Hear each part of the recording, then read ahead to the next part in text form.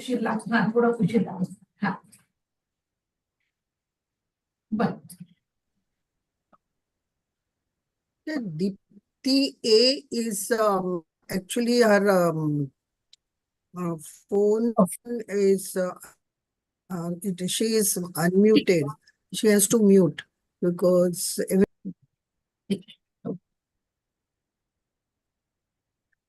Now, the personalized learning experience. Then second one is the enhanced engagement. The AI-driven tools, means whatever the tools provided by the AI, they are the very interactive tutors and the virtual assistants. Like learning are more engaging and more interactive. So through using this tool, so our learning are very interactive. And from this tool, the students will get the feedback. They are participate in the gamified learning, various activities, access the resources, and these resources are keep motivated to other students. That's why this is the very enhanced our engagement in the teaching learning process. Then third one is the accessibility and the inclusion. Excuse me, ma'am. Sorry to interrupt. Yeah. Please turn the PPT into a slideshow. Okay. It is visible very small to us. Okay. Okay. Please select the slideshow option and then it'll be big. Okay. No, yes, ma'am. Thank you. Now, third one is the accessibility and the inclusion. Now, our NEP focuses the very important pillar, that one of the two pillars are, that is the accessibility and the inclusion. So, for these NEP 2020, accessibility and inclusion, these pillars, how the AI will help to access these two pillars. So, AI help create a more inclusive learning environment by providing the various tools for the students, the normal student, as well as the disabled student. For example, for the disabled student, that is the assistive technology or the speech recognition technology. When you speak, then it will be typed in. So these are the technologies provided by the AI, and these technologies are very useful for the hearing and the visual impairment students. Then another technology, the translation tool, break languages. This tool is also very useful for those the students are disabled in nature. Next one is the efficient assessment and the feedback. Through AI, automates the grading of the assessment of our students. They will provide the test and they assign the test and provide the grading. So the teachers, it is help to the teachers to declare the result in a timely manner. Next one is data-driven insights. So AI analyzes student data to identify pattern and predict future performances. Now, educators, it's the duty of the educators who can use these insights, which is provided by this data. So we are using these insights to intervene early, support to struggling the students, and we enhance or tailor their teaching strategies to meet the needs of our learner or our classroom. Next one is the virtual learning environment. What is that virtual learning environment? So AI powers virtually classroom and online learning platforms, enabling students to access high quality education from anytime and anywhere in all over the world. Next one is the administrative efficiency. AI also used for the administrative tasks. So AI automates administrative tasks such as the scheduling the timetable, attendance tracking, and keep the recording. So this reduces the administrative burden on the teachers and as well as the staff also. And not but the least, that is the lifelong learner or lifelong learning.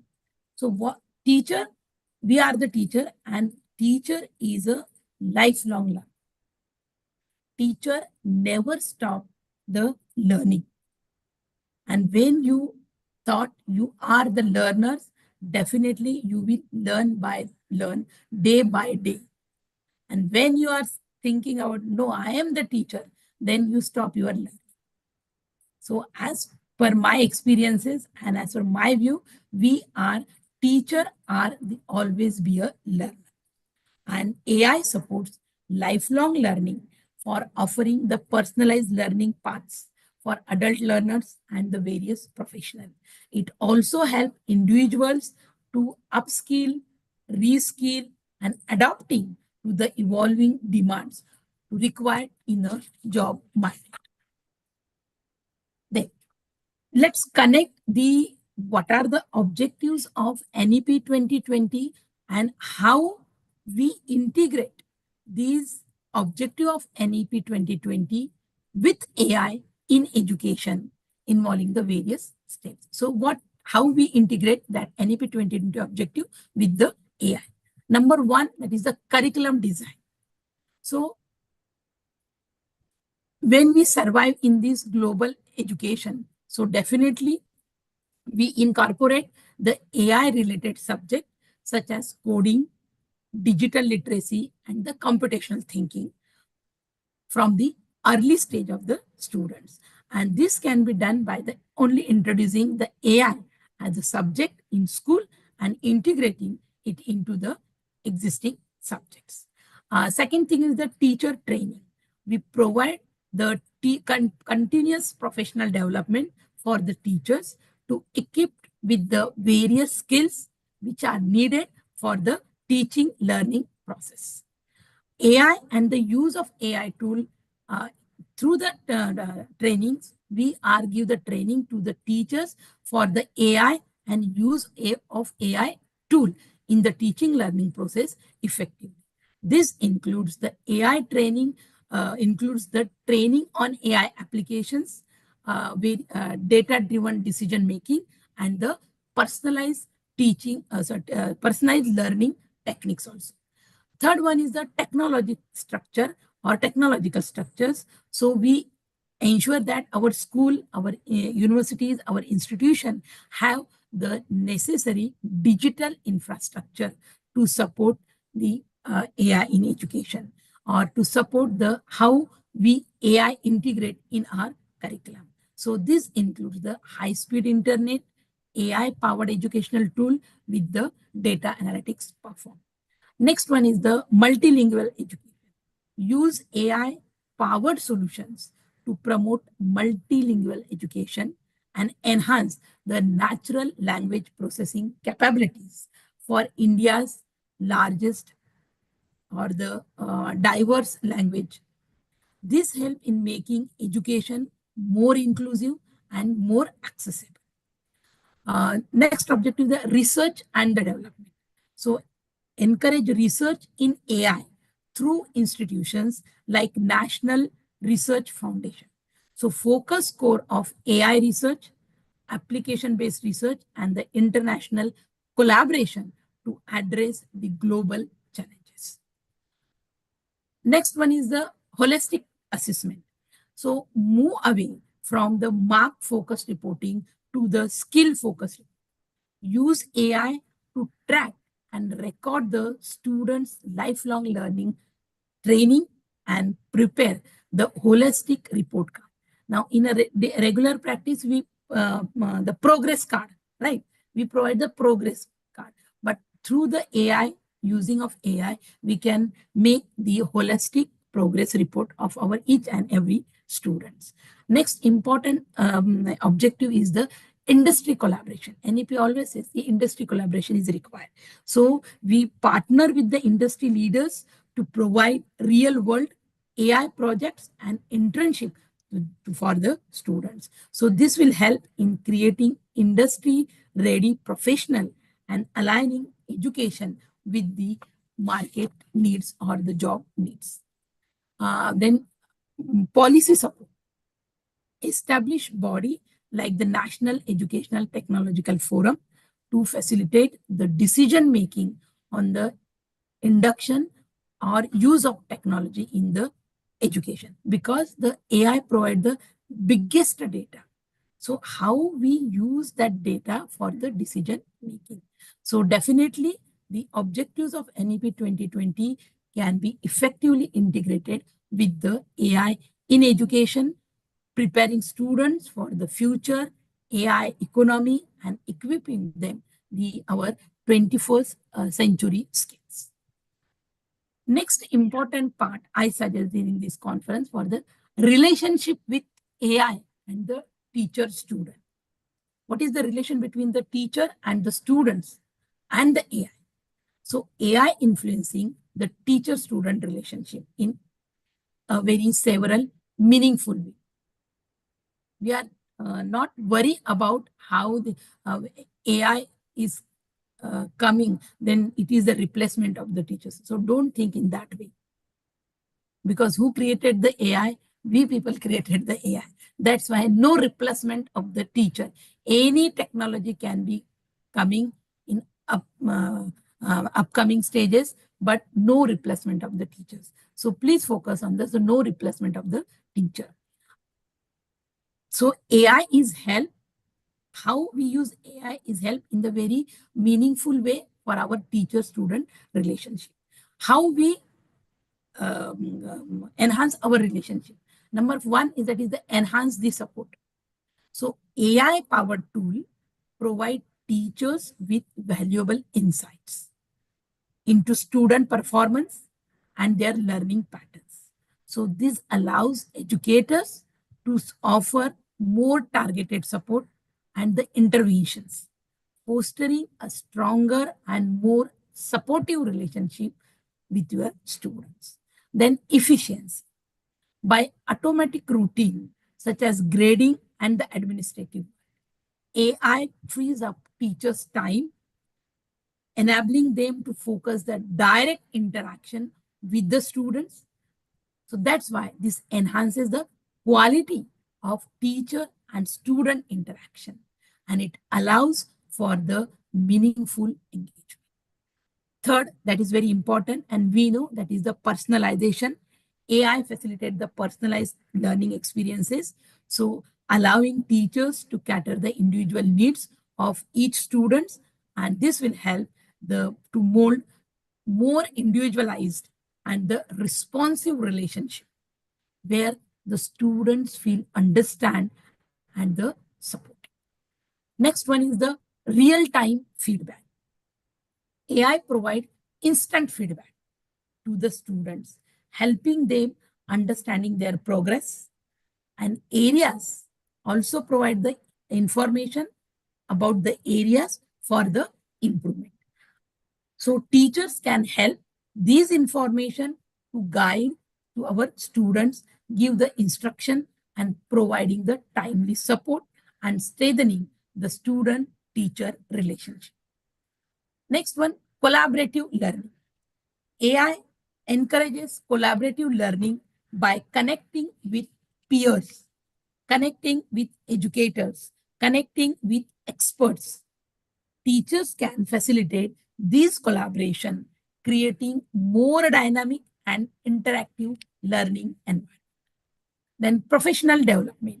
So AI-driven tools offer teachers opportunities to continue their professional development by staying updated the latest educational technologies, latest educational methodologies, latest educational researches to the better support of the students and build a stronger relationship. Now, the student empowerment. AI empower students to take control of their learning journey, fostering sense of autonomy and the responsibility. So teachers can support and guide students to their self-directed learning, creating a more balanced and collaborative relationship. Then equity and inclusion. This is also the objective of the NEP 2020, access, equity, inclusion, right?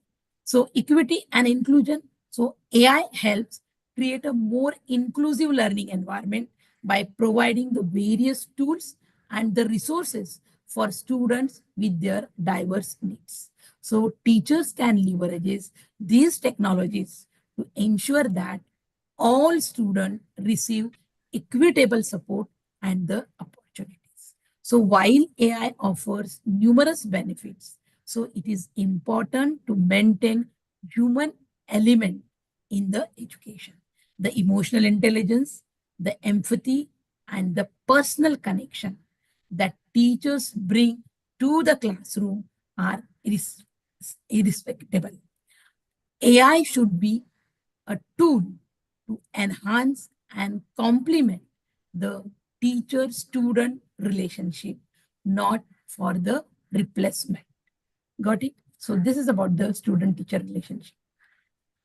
Then one more important point that theme is already included in, because when AI is there, so education 4.0 is there.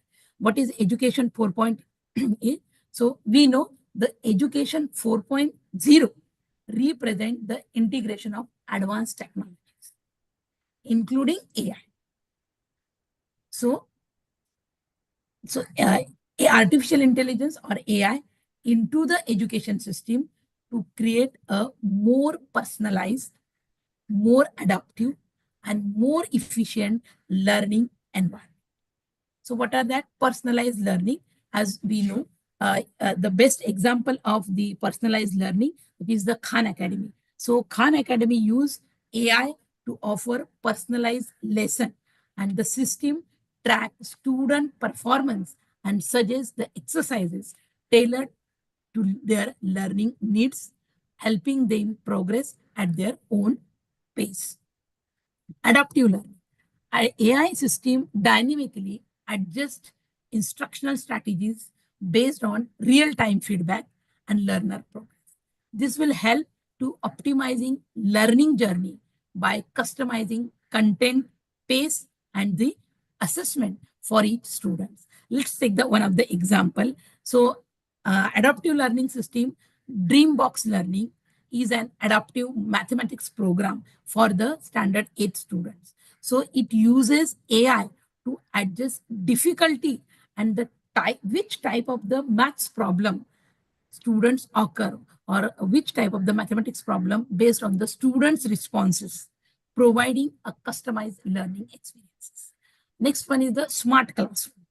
Now the smart classroom is the technology-enabled classroom.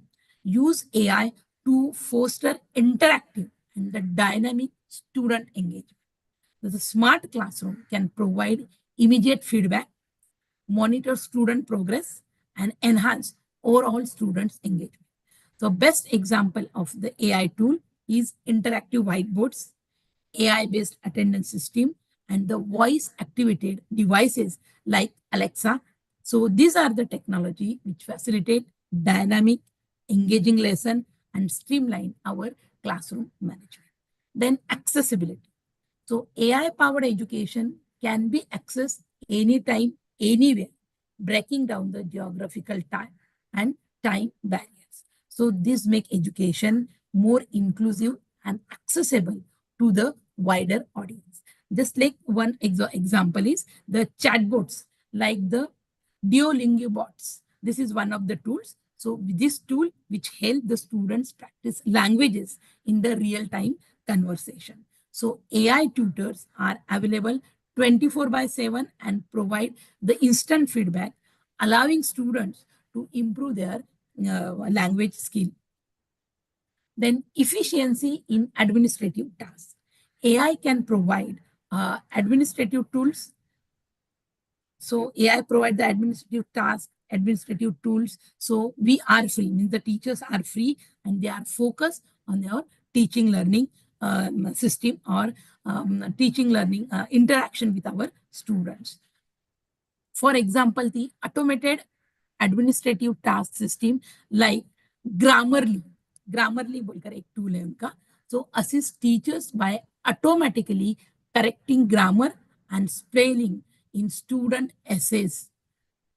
Then last one is the ethical consideration. The integration of the AI in education also bring the challenges such as data privacy, bias in the AI algorithms, and potential impact on the teacher-student relationship. So this is about the relation between the AI, Education 4.0 and the AI. Then how AI is transforming to the modern education system. So adaptive learning. So as we know, the artificial intelligence, adaptive learning. So artificial intelligence driven platform access student skill levels in real time and tailored or the provide the instructional content to meet the individual standards or individual need.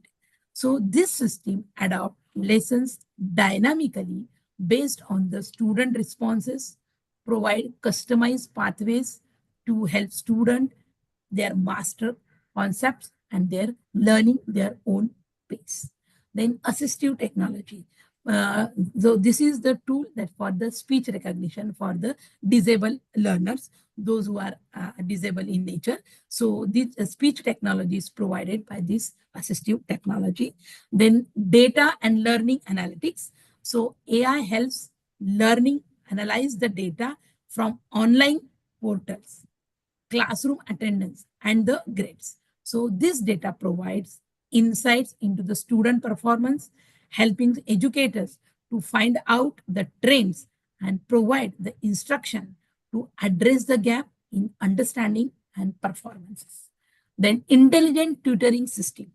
So AI-powered tutoring system such as Carnegie Learning. This is one of the tool that is provide personalized feedback and support adopting individual learning styles and needs to help student understanding complex concepts and improve their academic performance.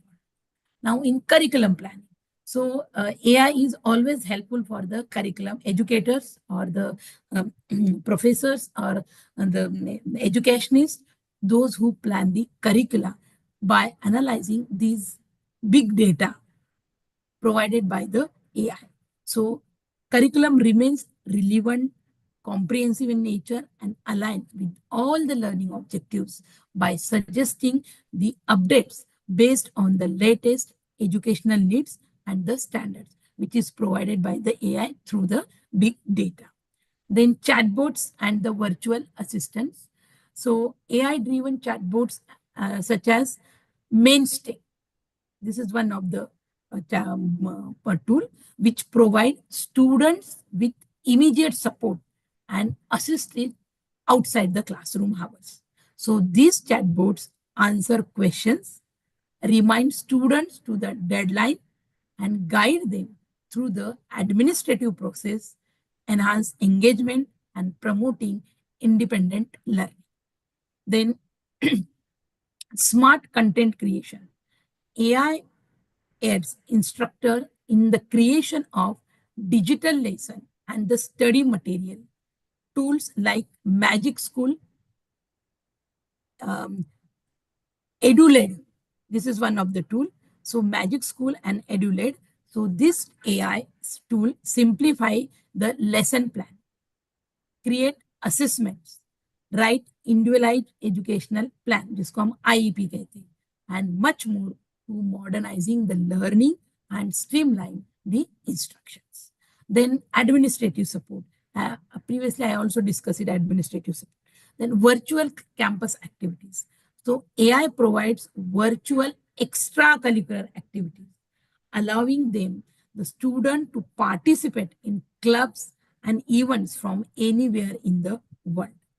One of the platform that is the Remo, REMO. So Remo, this is the one of the platform. So use AI to create virtual spaces for networking and collaborations, enhancing student engagement beyond the classroom.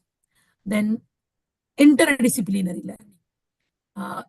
The NEP always provided multidisciplinary and interdisciplinary path. So the interdisciplinary learning, so AI break down the barriers between the subjects, promotive interdisciplinary learning. So Ulfarm Alpha, this is one of the tool. So this use AI to demonstrate real life applications of various theories So helping students understand the interconnectedness of different fields of the study. Then building awareness. So AI can help students for the social issues also, such as climate change, poverty, or the as various SDGs. So these tools like the Earth Speaker use AI to provide deep emotional understanding alongside theoretical knowledge, promoting awareness, action, and the global challenges. Then we can use for the guest speakers and those who are the very renowned personalities. And so we can arrange the sessions of that guest speakers using the tool like Big Maker. Big Marker. Big Marker is one of the tool to use the AI to organize and manage the virtual conferences, enhancing learning experiences through the experts' insights. Then enhance online discussion board like Academia Edu or ResearchGate. So these are the educational forum, those who are discusses the researches. So AI enhances online discussion boards, providing content, facilitating discussions, and providing personalized feedback. So Pack back, it is one of the tool. So use AI to encourage critical thinking, engagement on the online forums. Then plagiarism detection for the research purpose, or any article when you can write, or any book when you can write. So plagiarism detection is very important. So AI tools analyze student submission for the potential plagiarism by comparing them against the vast databases of the academic content, ensuring academic integrity and originality of the students' work. Then academic research. So AI assists academic research by analyzing large database, identifying trends, and generating the insights. One of the important tool, that is the IBM Watson Discovery.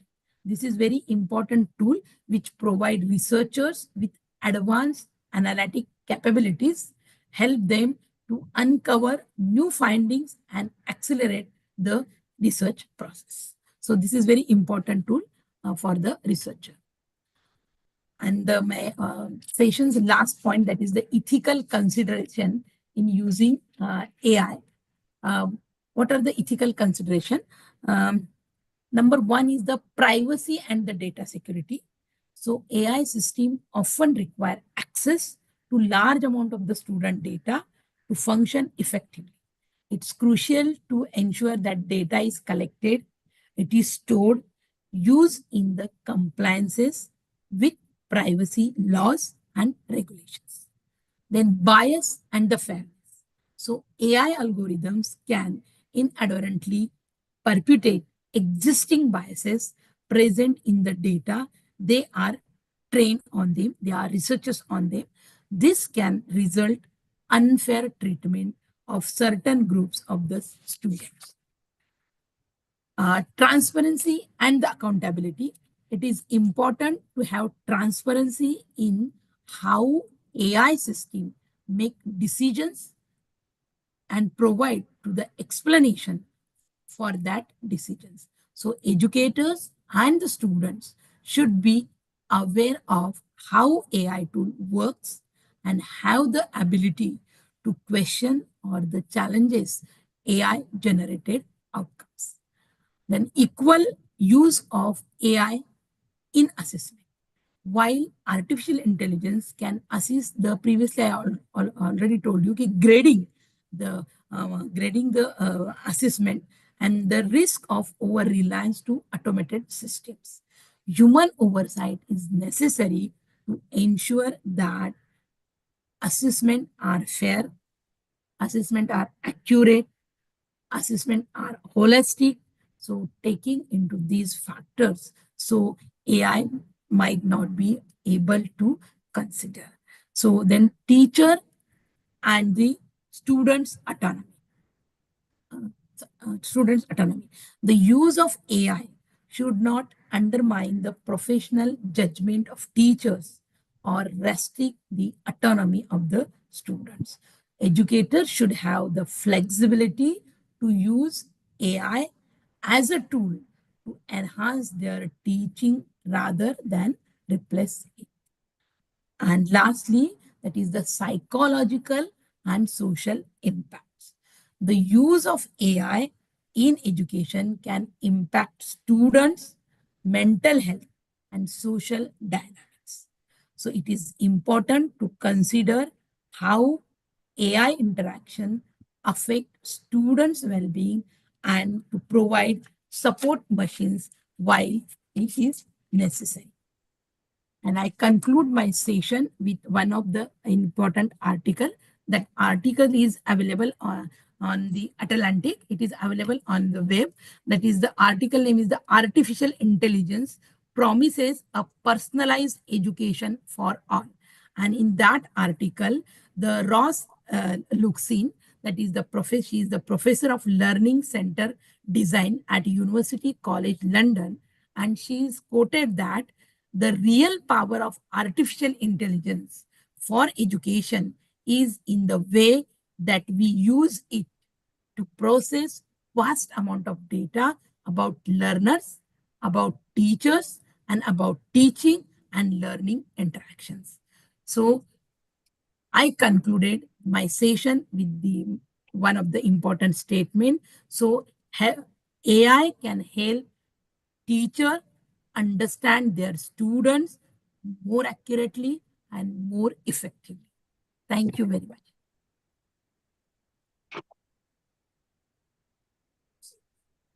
Thank you so much, ma'am, for your heartfelt contribution today. Your expertise and insights would surely guide us in ensuring responsible AI practices in education. Your words have set a strong foundation for today's discussion. Again, thank you for suggesting us hands-on apps so that we can actually use according to the task required. Now, I would like to add from my side that today's script also is being made with the help of AI. Yes. To proceed further, we have Dr. Savita Manchekar ma'am joining us for philosophical perspective of AI in education and ethical guidelines for educators. So may I We take would a leave? like to invite Renu ma'am, Professor of NCT's College of Education, to introduce Dr. Savita Manchekar ma'am.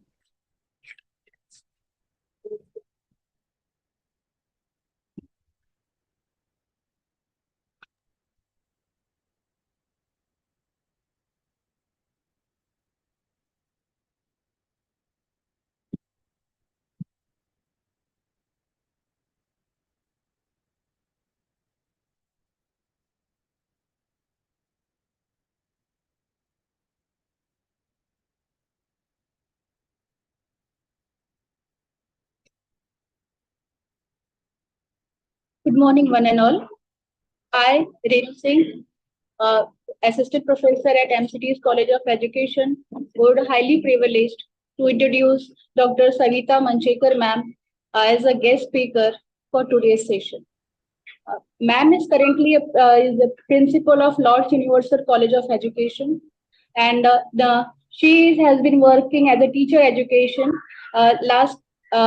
She was working as a teacher education in the Kapila Khandwal College of Education for 20 years.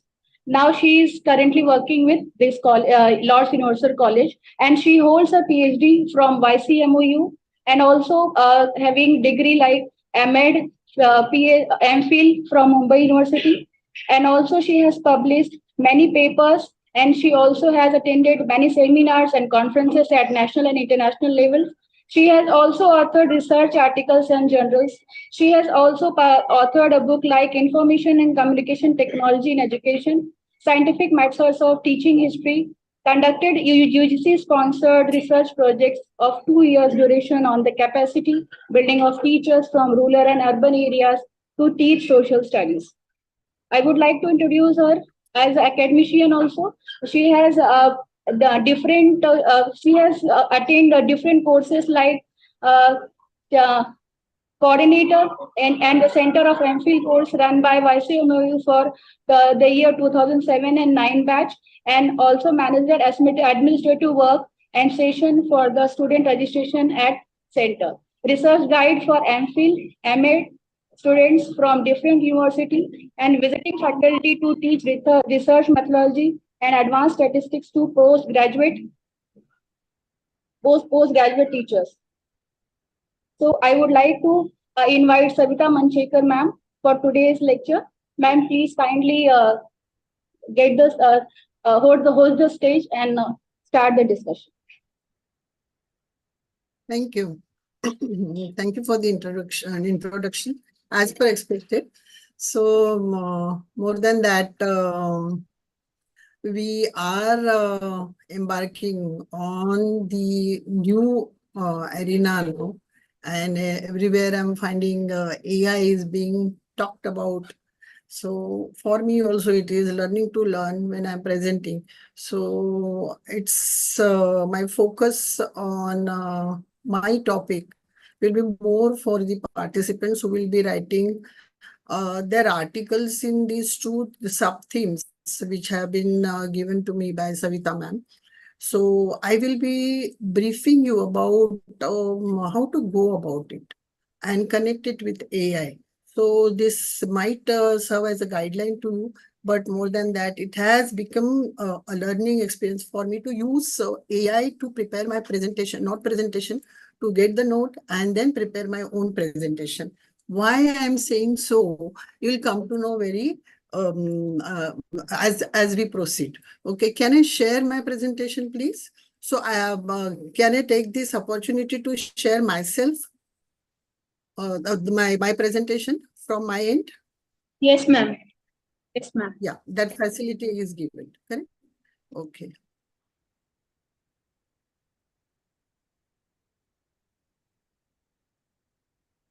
Okay, is it visible to everybody?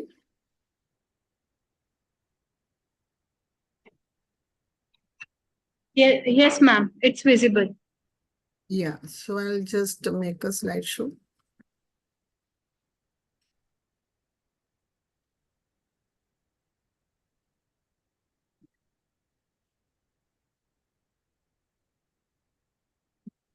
Okay, let us begin with the session now. My topic is philosophical perspectives of artificial intelligence in education. I have added generative. As and when we are proceeding, you'll come to know about certain terms that you may know or you should know when we are connecting it and when we are using artificial intelligence. So it is, like total application of AI. So I'm using software approach rather than hardware approach. So you don't ask me about the technicality, how AI is developed. So I'm not an engineer or technology person, technical person, but I know the technology. I know the methodology, how we can apply AI in our education system. So this is what is my topic. And that's where, I feel that when I said so, I feel that we should look at the principles of education, philosophical perspective of education, whatever principles are given by our educational philosophers, we will be taking that as a context to understand AI, how to implement it. As I said that we are more into implementing and applying in education. So we will be getting ready-made tools, or we can say the AI system, and we are going to use it. So everybody is using AI nowadays on mobile. Whenever you see somebody's birthday, you will see that you give the instructions and your face and everything comes on the picture, and then you send it and share. That is our achievement.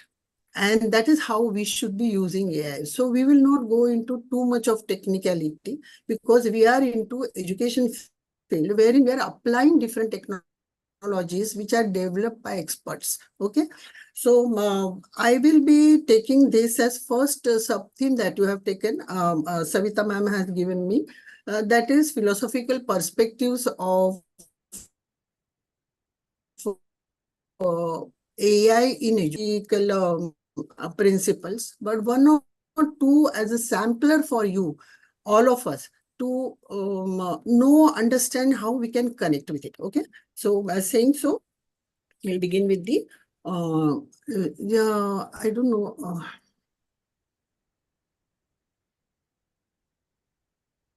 Is there a strip that you are seeing? No, ma'am, it's clear, ma'am. It's clear, no? It is only for me. Okay, so it is, if I do this way.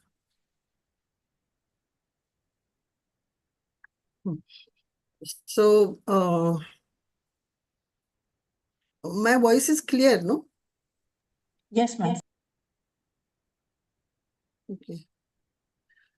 So now let us define the AI from the perspective of this, the philosophical perspective. This is non-human element. When I say man-made system, see, all are contradictory. When I say non-human element and man-made system, that's exactly is the point wherein we should understand that AI is a machine. Okay, and we should not be so scared of any kind of computer technology or anything like that, because we make it, we use it. So it doesn't go beyond our capacity. It has tremendous capacity that is shown.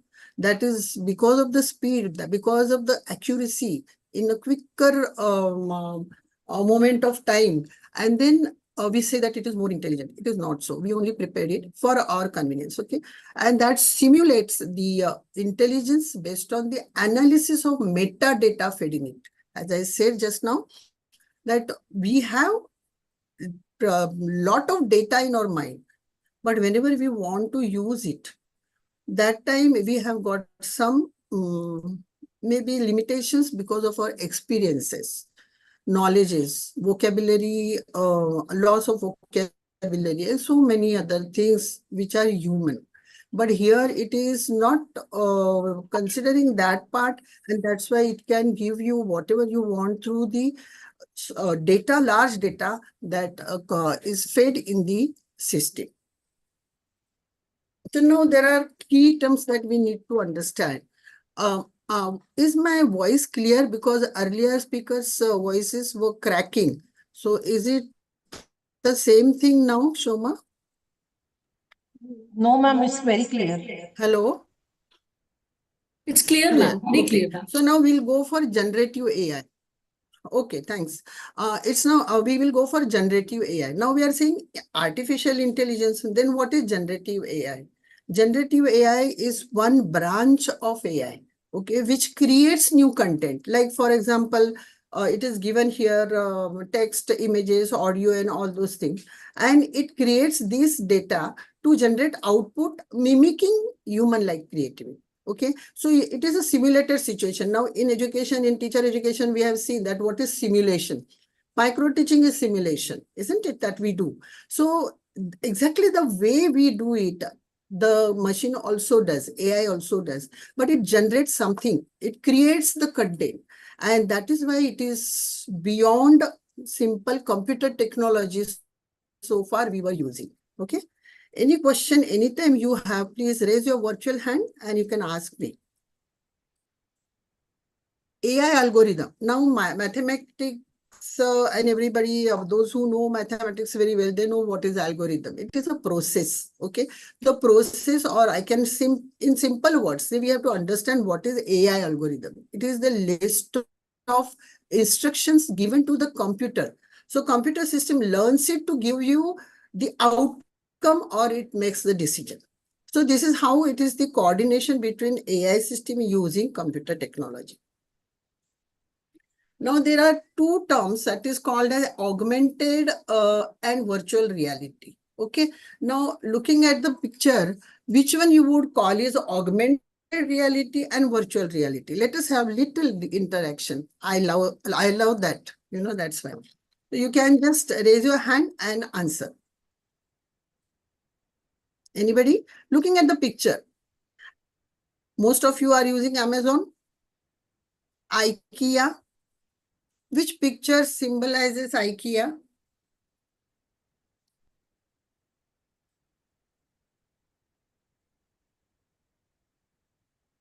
Okay. Virtual reality is, you must have gone through the virtual tour, virtual museum tour. What is it? It is simulated situation. That is virtual tour. Okay.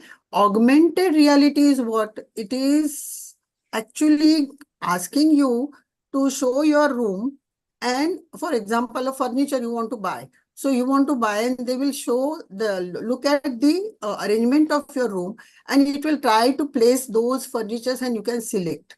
Okay. It is all virtually done. So augmented reality. In library, we use this augmentation of library, what we say, and updating. So it is giving you the idea how it will look on you. Like sari, if you want to buy, how will it look on you, or the makeup or the hairstyle, that is augmented reality. These are the two terms you should, and there is another term also which I am not going to go into detail, that is extended reality, combination of both. Okay. So remember these terms which we will use later on.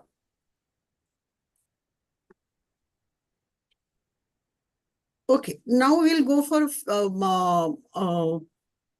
philosophical aspect of AI in education. Okay, now before that, we need to ask ourselves the question, what is it called? Everybody knows about it, epistemological inquiry or query.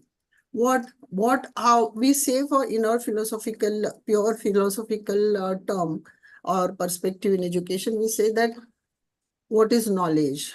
How would I know how would I know the knowledge? How I can obtain the knowledge? Something like that. This is really about the knowledge part, world knowledge part, and what it is and how it is, and then how I can implement it. Okay. Now let us connect it with the AI, saying that how can AI acquire the knowledge about the world? I said this is a very technical question, which we should not go too much into that. But that is the philosophical question. How can AI acquire the knowledge about the world? So collecting metadata, it is a system. And that is why it is artificial intelligence. Why?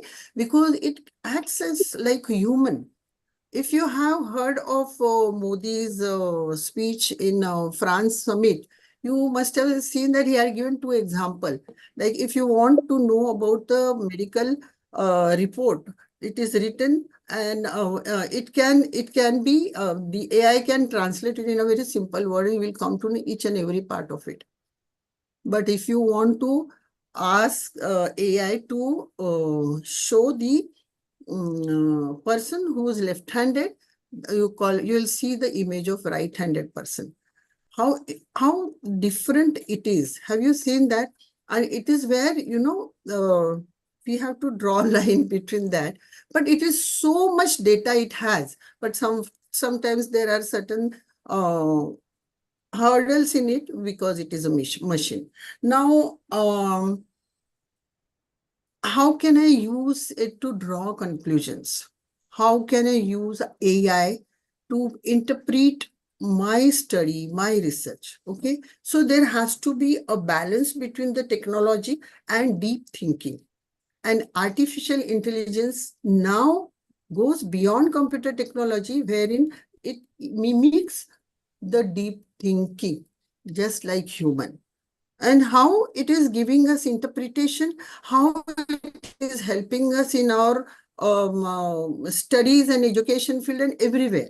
So people are widely using it. So this is what is the philosophical perspective of AI in education I'm talking about. Okay.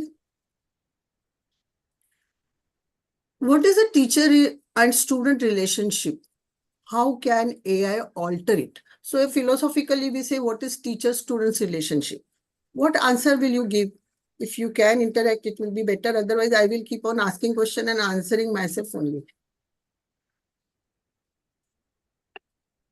Philosophically, how will we describe what is teacher-student relationship?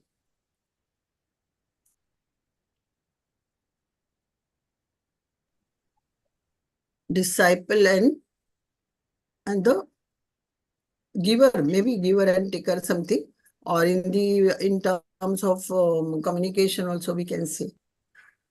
Sharing we can say, guiding we can say. Okay. guide by side and guide on the stage, some kind of thing that we keep on saying. How AI can alter that. Okay.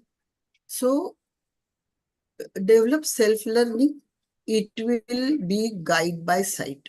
Okay. How it will act as guide by side, it depends upon you. It can be guide on the stage also, that you just listen and absorb and produce. But if you are using it as guide by side, then self-learning skills can be developed. Avoiding rote learning and interaction and empathy. See, that is where, empathy, artificial intelligence will do. So integrity of human touch to education, that AI will give you through this question. What is that integrity, human touch? They're having empathy. They're having some kind of dialogue with, by identifying your feeling with each other, like the same way the response will come. So that's where, you build rapport with your computer or with your machine and consider that machine as your, some kind of human being talking to you. It's very interesting if you try to understand AI and use it amicably and intellectually. It is really, we are going miles ahead for the way we are going. The speed will be threefold, fourfold now. Connecting AI with the principle of educational philosophy. I have taken only two principles and let us see how we can connect with it. Perennialism, you all know that knowledge is constant, unchanging forever. Like moral values we can talk about, truth, ahimsa, and all those things. And these are all immortal, that irrespective of time, period, place, they are always there. They will exist everywhere. Now, how would artificial intelligence understand that and incorporate in whatever output it gives?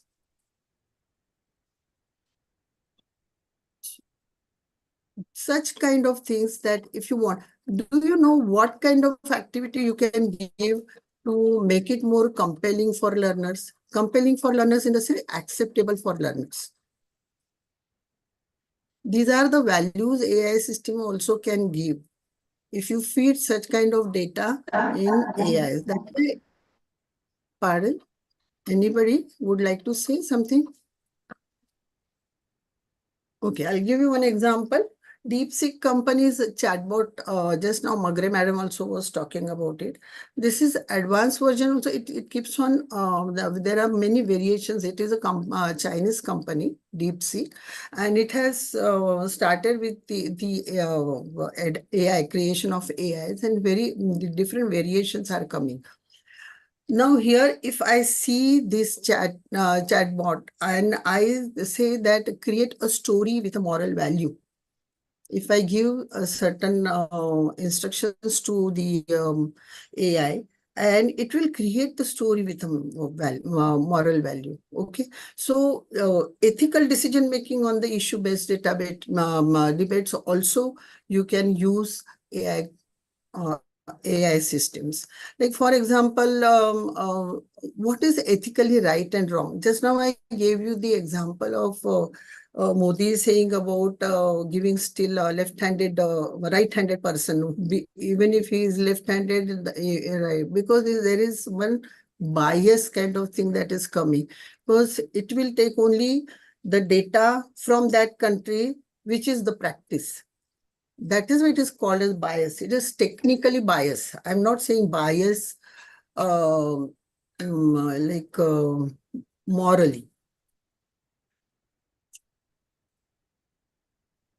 So this, I'll tell you when we talk about ethical issues, that time this part also will be repeated. I'll give you the example how we can create this way. So very intellectually, you can use the AI by connecting it with your philosophical perspective of perennialism. So keeping your moral values intact, you can use AI. Another theory is reconstruction.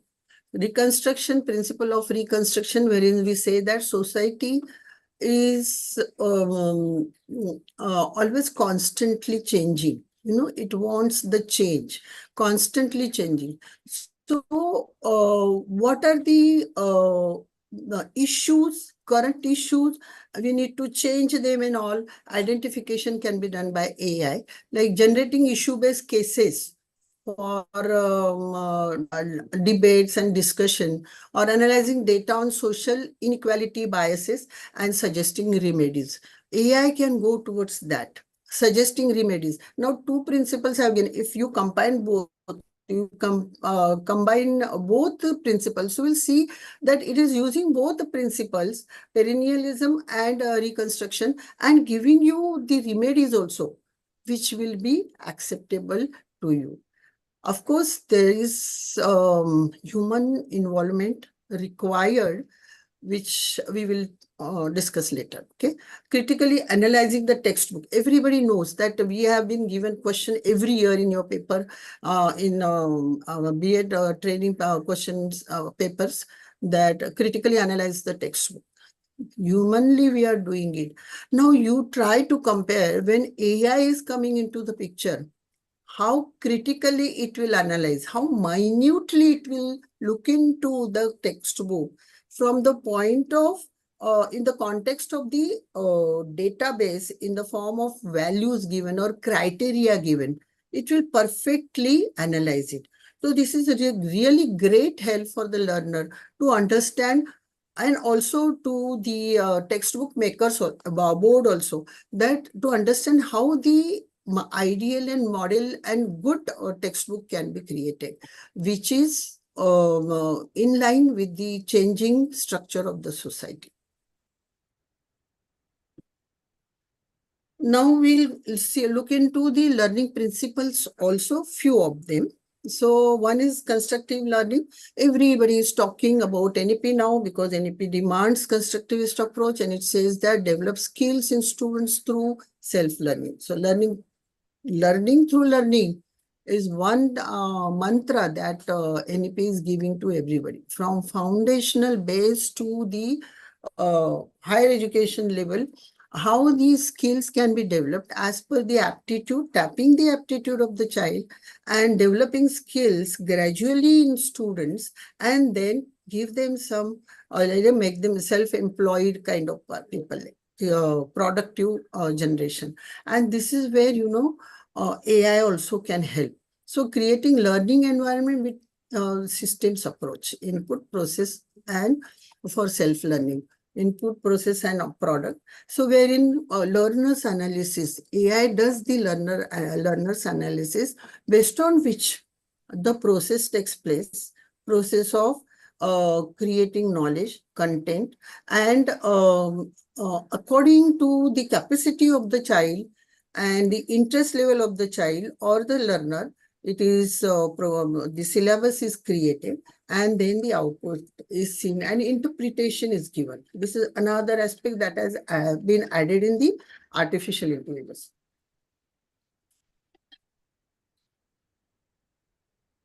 You know, in research, we always write in report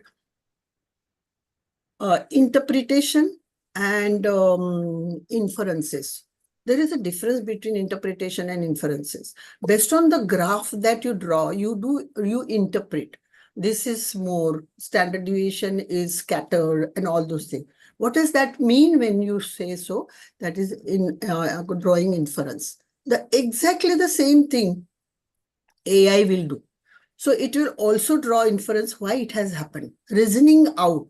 At present, this becomes a hurdle, you know, like one of the ethical issues wherein it will give you the grade, but then it will not say why this grade, unsatisfactory grade for the learner, that not happy with the grade, but there is no way to find out. So that we will discuss again later, because two themes are given by Savita to me.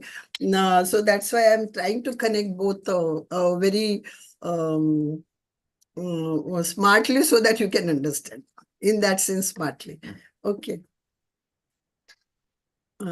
The individualized learning, as Magre Madam also said, that individualized learning is quite possible, as I said, that when AI will analyze the learner, create the content for the learner according to the learner's capacity, and then help the learner to grow according to his capacity, maybe beyond that also, become smarter and smarter day by day. So come at par with others in mainstream. Maybe inclusive education is one of that we can do through AI. So it is a great help to us. It's a revolution that has come up, and we can adopt it in education, and we are doing it. But there are so many other things that are hindering the progress of the individual, capacity building of the individual, because we are very happy to copy. Okay, so that happy to copy wala nahi hona chahiye. We'll see how we can do. Okay, so according to psychological diversity, all you know about it, so I will not discuss more about it. Unique needs and potentials, autonomy to explore content at own space and IQ level. Every time we say that in our courses, so that is the same thing. AI will also analyze the learner and then create the content. Okay, generative AI will create the content and make sure that content is given in a linear mode or branching mode, whatever it is. Now, we'll go for the, okay, any question related to this philosophical aspect? Because participants are expected to, if they are selecting this sub-theme, they are expected to write the article. So it is just a gist of what they can write. They can have their own perspective about it. This is my perspective about AI, a philosophical perspective of AI in education, because I take that advantage. Every individual has the freedom to have their own perspective of life. So I am also looking at AI in this way. So AI doesn't become my master. Okay. So this is how I have given you some guidelines for writing your article by very thoughtfully. Okay. Now, before I go for the second theme, it is connected to the first one only. But if you have any question, you can always ask. Shoma, can you read the chat box if they have written anything? Then otherwise I'll proceed. Yes. Okay, ma'am. I'll just read.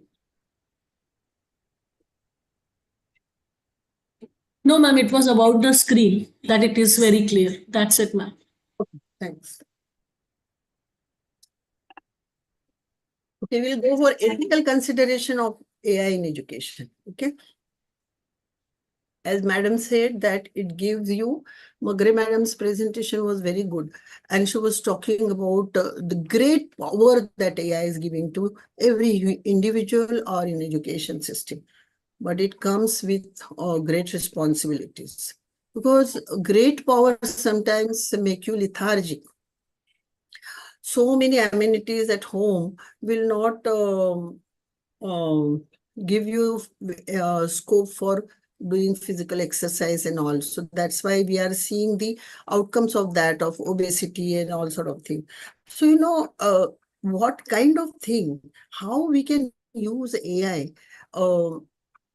by considering many pros and cons of it, and very intellectually striking balance between the two. So let us go with that. So in one, this balance is showing AI at one, and I think maybe the content textbook in a hard copy is shown. Symbolically, it says that human made things and artificially made things, how you will be using it. Now, I want to show you some one document that is talking about first point, that is biases. Okay, biases that can be created by AI and which can affect the outcomes which will not be acceptable to which may not be acceptable to people. Okay, so that's why we start doubting whether we should rely totally upon AI or not. So let's go for this. This is one document I had seen. Mr. Shoma was kind enough to find it out for me. So this was, one instruction given to AI that the case was given, the rent on an apartment. Shoma, can you read it? Ma'am, it is not open. Ma'am, click it once. You can't see that. No, the document has not opened. No, She can it open. has opened, but I don't know Not whether I shared. can bring it. I'll have to show. Okay, I'll read that. Okay, just this is about the case that talks about the instruction was given to the you had used which AI? Shoma? Ma'am, shall I present it? No. No, you don't present. You read from your Yes, side. ma'am. Do you? Okay. Yeah, I'll read it. yes, ma'am. Yeah. So I close it. Yeah.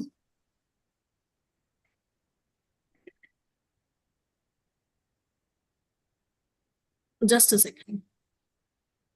Yeah. Reset. You just, This it is is actually the just case was given. yes. The case was regarding a maths, this chat GPT solving a maths, a sum in which the statement was that the rent of an apartment is $700 per month.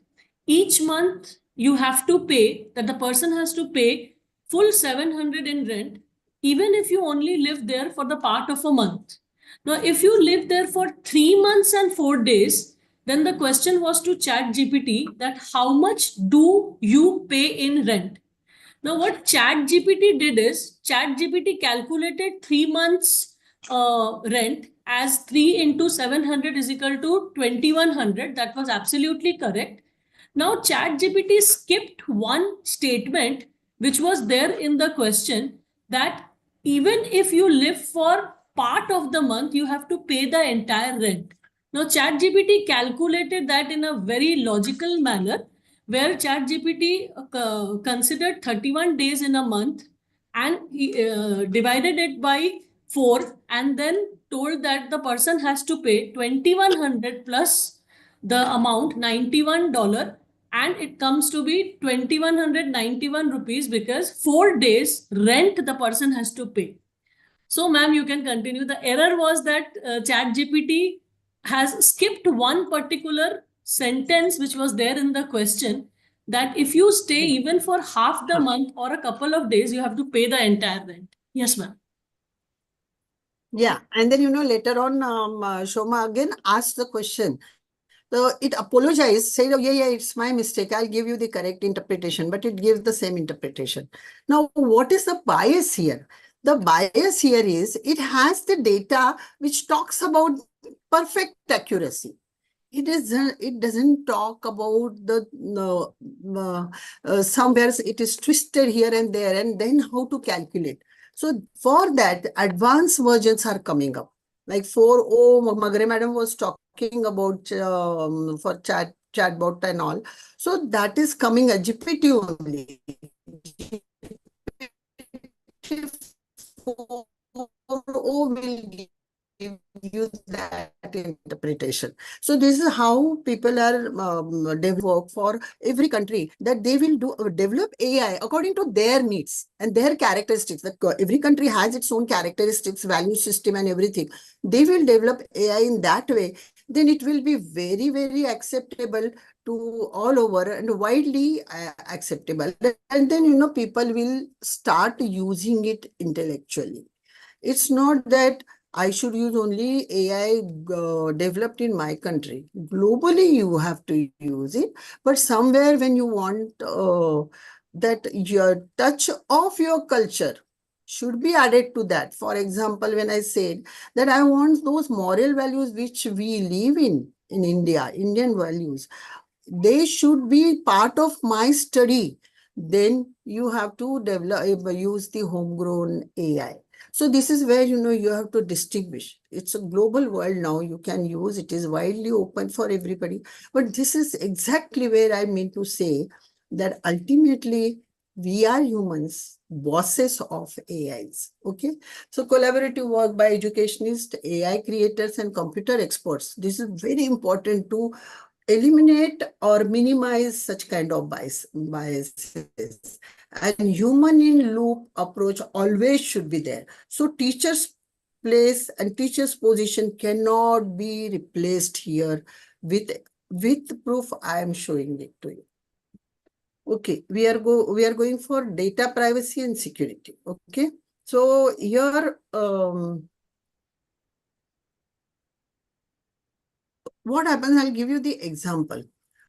Cumulative record we always maintain. If suppose you ask AI to maintain the cumulative record of each student, it will perfectly maintain weaknesses or maybe emotional upheavals, whatever it is, it will record everything if it is given proper instructions.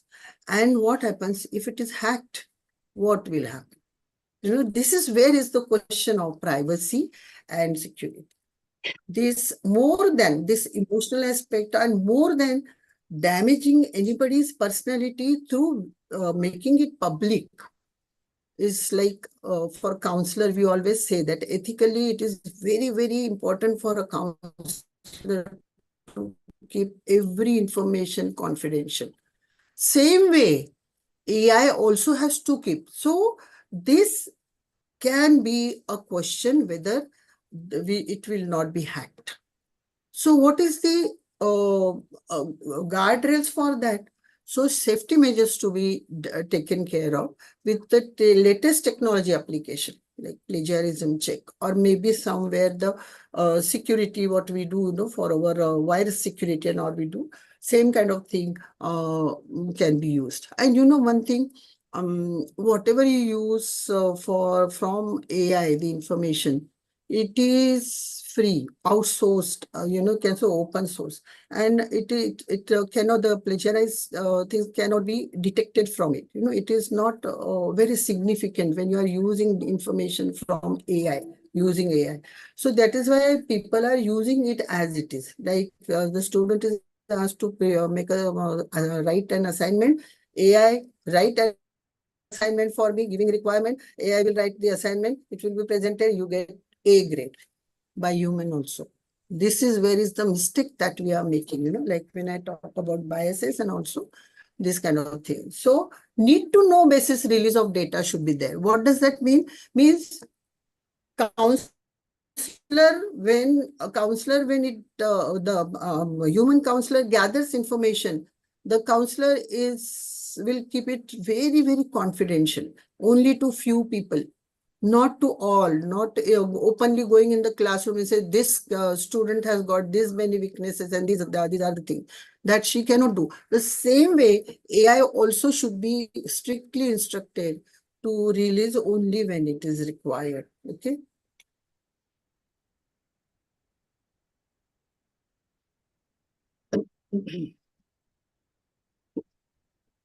Digital divide and accessibility.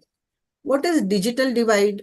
As Magre Madam has also mentioned about it. So we'll also talk about the individual with varied socioeconomic background and special abilities. As ma'am said, assistive technology and all those things. We do have assistive technology. Braille and everything can be managed by the computer and present computer system also, technology. What AI especially can do? Now, globally, I say virtual reality, when I talk about that, so I said, no, I had promised that I will be mentioning about it. So when I talk about virtual reality, we see globally when our dignitaries go abroad and they speak in Hindi and everybody understands, you know, why? They have the translator with them, isn't it? So the language is automatically translated in their own language and they understand. So they communicate in a real situation, a real-time situation, and this is what is AI. Okay. Now, special abilities also, when we talk about inclusive classroom, AI can help you in simultaneous mainstreaming learning in a better way.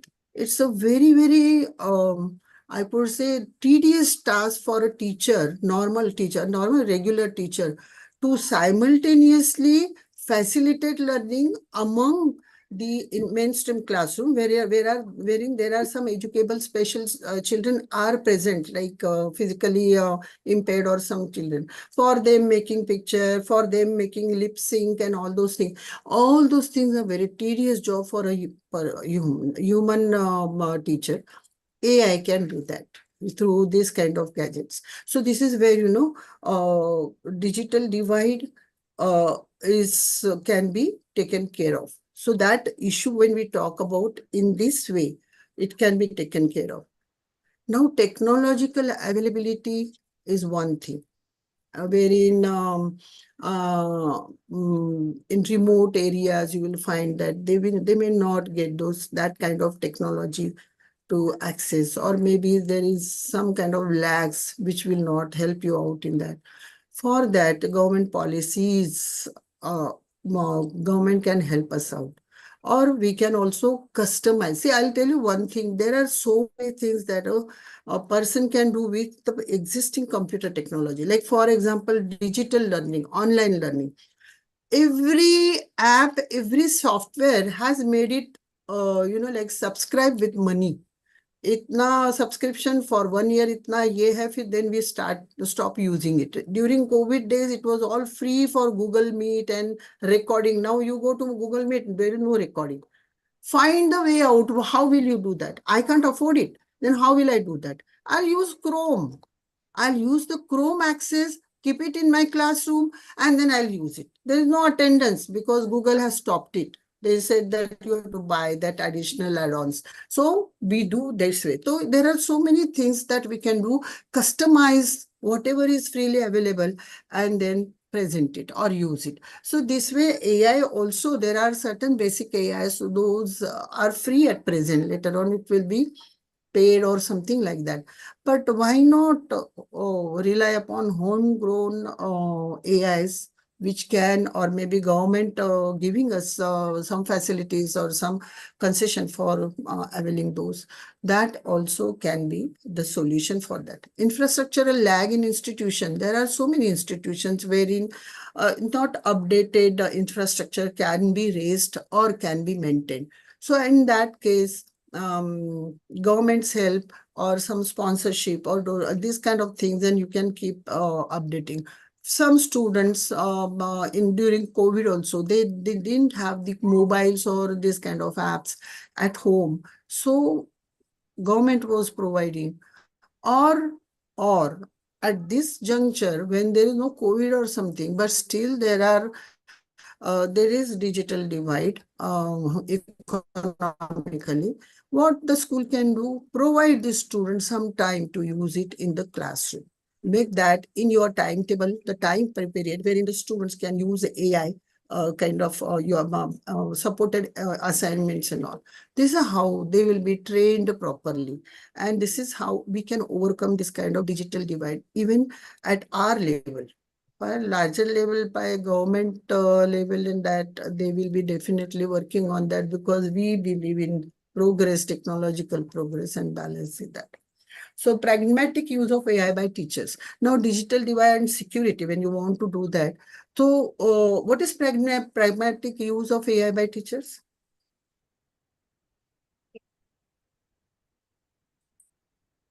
Oh, sorry. Nobody will answer, no? At least I thought that my students, Shoma is sitting, she will answer. But anyways, pragmatic use of AI is wherein I don't produce the document or whatever outcome given by AI as it is and submit or something like that. The teacher will say that, okay, I'll give you the grade for that. Very nicely done. But if I ask them to present it here in own words, or do maybe apply it somewhere, that kind of thing, if you start using AI, so that will be very good solution for that. And smart strategies based on inclusive principle of AI for all. That is also different strategies the teacher can use. And as I said, government policies and AI technology institution can be updated well and make it for everybody. Okay. plagiarism and academic integrity. I'm sorry, I'm again and again looking into that because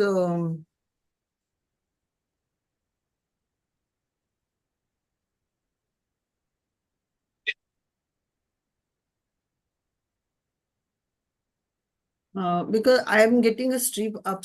I don't know how to remove that. Anyways, so that is detecting cheating.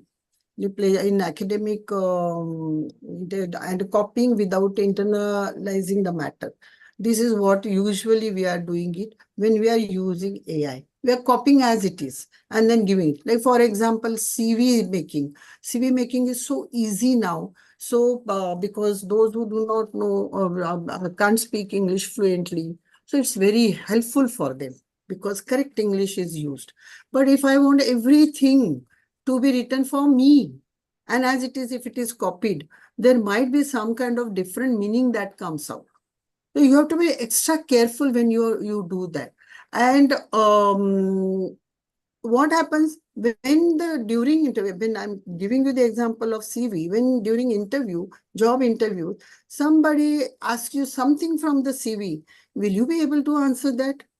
Answer is no, correct? No. So then internalize the matter, no? So paraphrase it. Somewhere you give instructions, you get a very good, simple language-wise, structure-wise, everything you get it. Use that.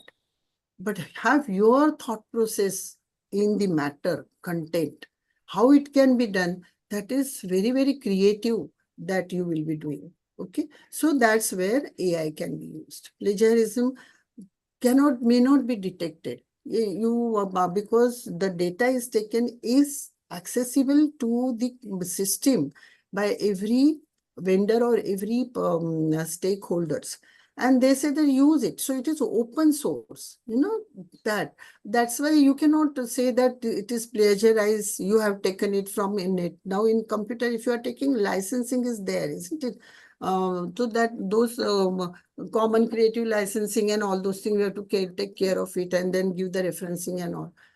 It may not be required. That is what is my understanding. Maybe I am wrong for that, but it's very difficult to detect. So that is how we should, then ethical issue comes in, whether we should adopt as it is and then produce it by not learning anything.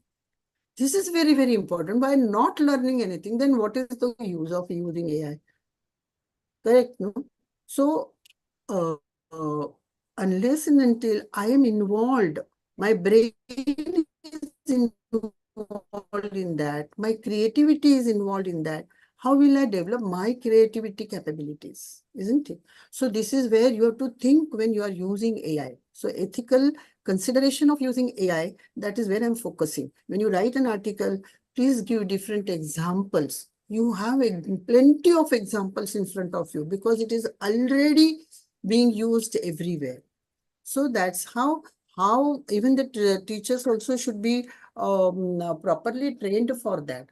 Okay. So what are the guardrails to stop this kind of thing? Is guardrails to stop that. So thought process, best assigning like mind maps. So ask that the teacher should be giving assignments to the assignments which are based on making mind maps.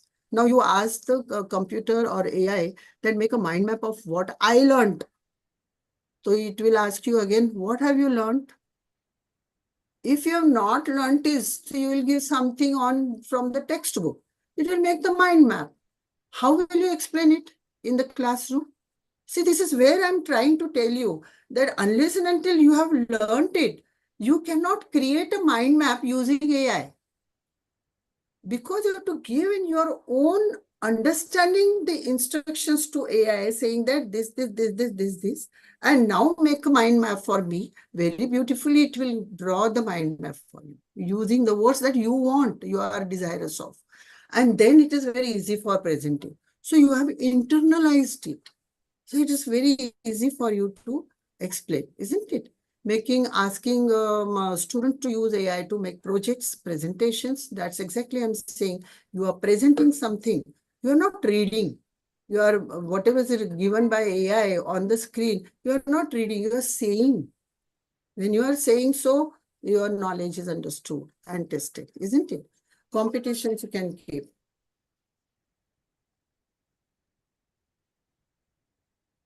So I think here I need to end my session. I'd asked Savita to give me more time to explain. I thought that there will be a kind of interaction, but it didn't happen. So if you have any question at this juncture, you can ask. The only solution to, I have just given the code, the only solution to win the race against the technology, to keeping our ethic radar always active, is my learning is this data from ChatGPT with my philosophical perspective. So I used it, and that's where I am ethically very, very strong when I'm presenting this presentation to you. Thank you very much. These are the references I have taken, and for small terms to expand those and develop my understanding for that. But still, I'm giving those references and for pictures and all. So thank you very much. Thank you, Dr. Savita Manchekar, ma'am, for sharing such profound insight. Your session has truly emphasized the importance of ethical responsibility in AI-driven learning. The role of educators in ethical AI implication is truly valuable. We now move to a critical topic, AI and student assessment. To guide us through this, we have with us Dr. Vimal Jarlad, an international AI trainer. I would like to request Assistant Professor Ms. Renu Singh to introduce our guest speaker with their distinguished credential.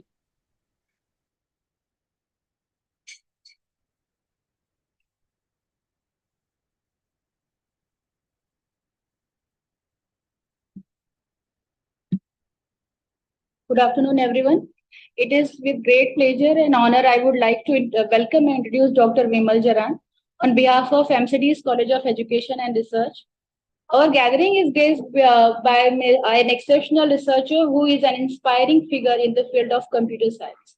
Dr. Vimal Jaran is currently an international AI trainer and assistant professor in computer science at St. Joseph's College, Tiruchirappalli, Tamil Nadu. He holds PhD in computer science and has multiple advanced qualifications, including MCA, MPhil, MBA. His research portfolio includes more than 15 published papers in reputed international journals. His working is widely recognized in prestigious platforms like IEEE and Springer. He is also a passionate educator and delivered multiple talks at national and international seminars and workshops. He trained more than 25,000 faculties of different institutes. We are truly privileged to have Dr. Vimal Jaral with us. His topic of today's discussion is ethical implications of AI in student assessment. Now, I would like to invite Dr. Vimal Jaral to deliver his talk. Thank you all.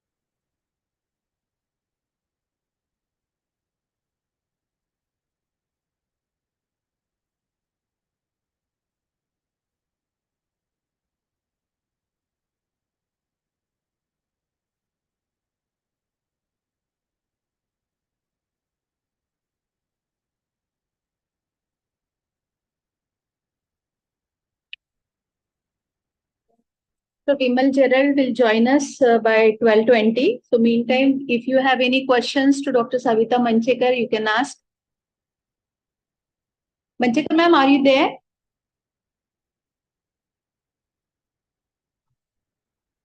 Computer, I'm there. I've just left from my computer, but there's no problem. You can ask questions, raise your hands, or maybe you can ask like that. Yes, anyone participant, online participant?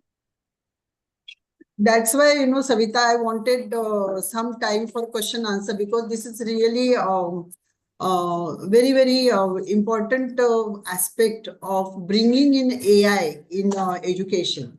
Because we are seeing that many students are just giving ready-made documents and assignments and all. Now, how to prevent that? So I thought that this can be some kind of inputs that I am trying to provide. I'm also learning. If there is anything wrong and if you want to correct technically, you are most welcome. And I just want to say that my daughter, who's AI expert, she has helped me out to giving me these ethical issues pointers, and which I used for my presentation. Thanks to her for that. Ma'am, I have a question. Yes. How can educators balance AI-driven automation with human-centric to ensure ethical and efficient education? Yeah. So as I said that you have to have the human intervention when you are using AI, and this is a relationship between student and the teacher. So teachers should control the use of AI by students. Now, when the student goes home and uses AI, he can do anything, isn't it? But how teacher can make sure that it becomes challenging for the students to use AI very as per the expectations of teachers. So as I told you that you can give them the activities like assignments which need to be presented in person in the classroom in front of everybody.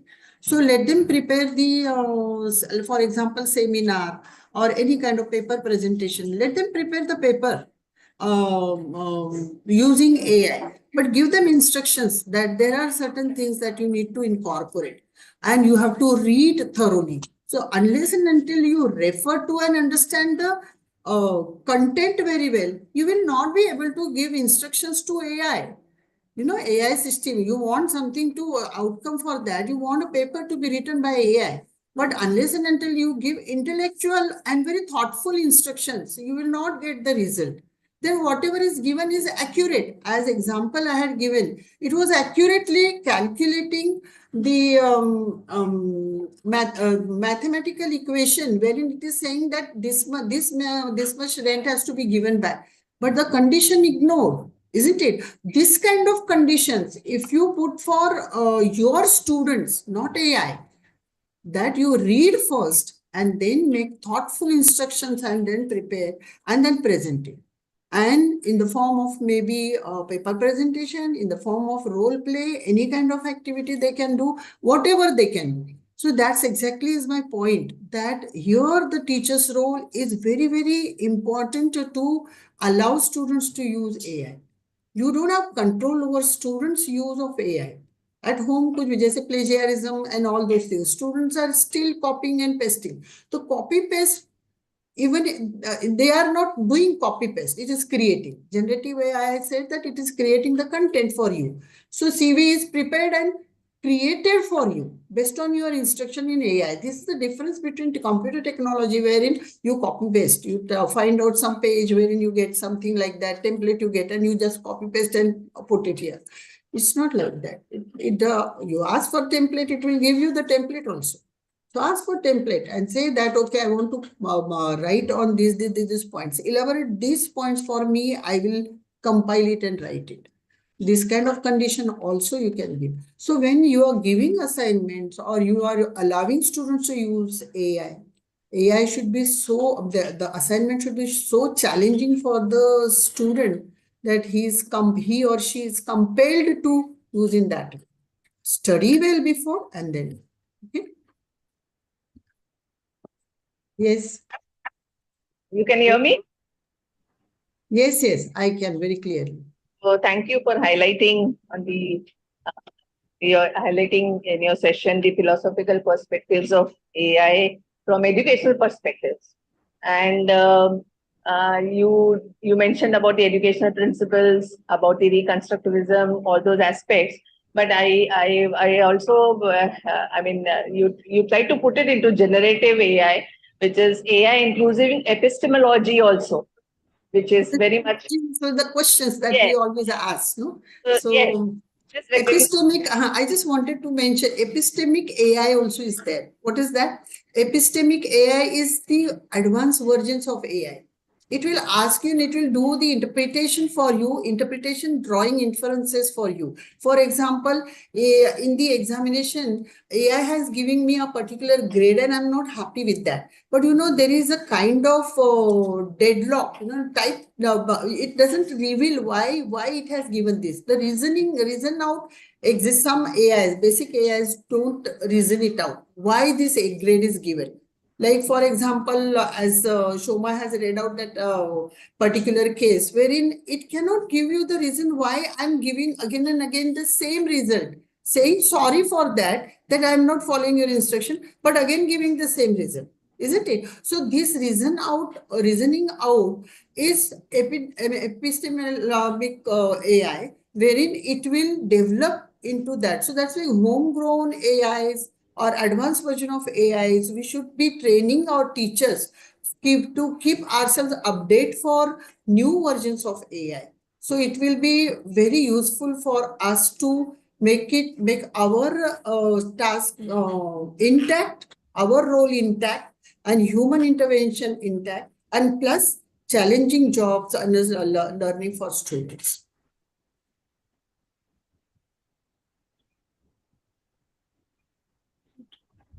Yes, Savita?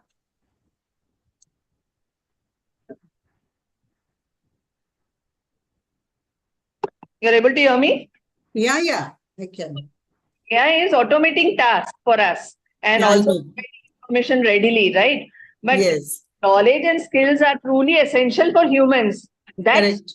That actually we need to how to foster critical thinking, how to solve complex problem solving. So all this, when AI can generate, all this, but still there are interpersonal communications, the ethical reasoning are still harder for AI to manipulate or interpret. So That's there right. is where, as you rightly said, we are the bosses, we are the master of this thing. So here our role comes in. And you also mentioned about the reconstructivism, that is social consideration, right? So Yes. it's predicted that AI and social interactions may lead to decline in empathy and also human connections. So what are your thoughts on this?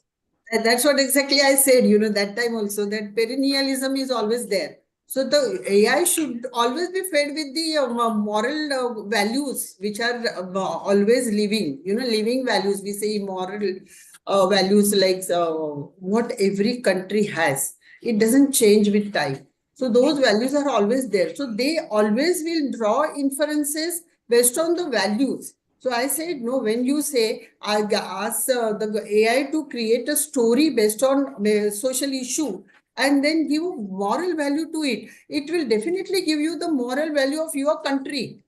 Yes. Epistemic AI, when I'm saying the combining these two philosophical perspectives, I purposely took these two. There are so many, seven or more, I think, philosophical perspectives in education. But I use these two only because of the time that I had got. So I thought that I will not be able to do justice to all the philosophical perspectives. And I'm leaving it to the participants who are writing on this theme. So think about different philosophical perspectives and write their article. So I'm not giving a spoon feeding them by my presentation. So Right. there will be provoking articles that you may receive henceforth. Yes, so researchers should develop thought-provoking articles based on regarding AI development and deployment. What are the guidelines, actually ethical guidelines that research has to come out and research has to think about. Thank you. Yeah. Thank you very much, Sarita. Thank you for giving me an opportunity. Thank you. My pleasure. Any other questions?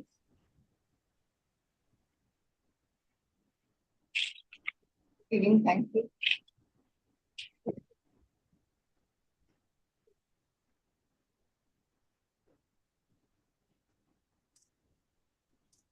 Thank you, Dr. Manchekar, for sharing such profound insight. 1 minute, one question is come.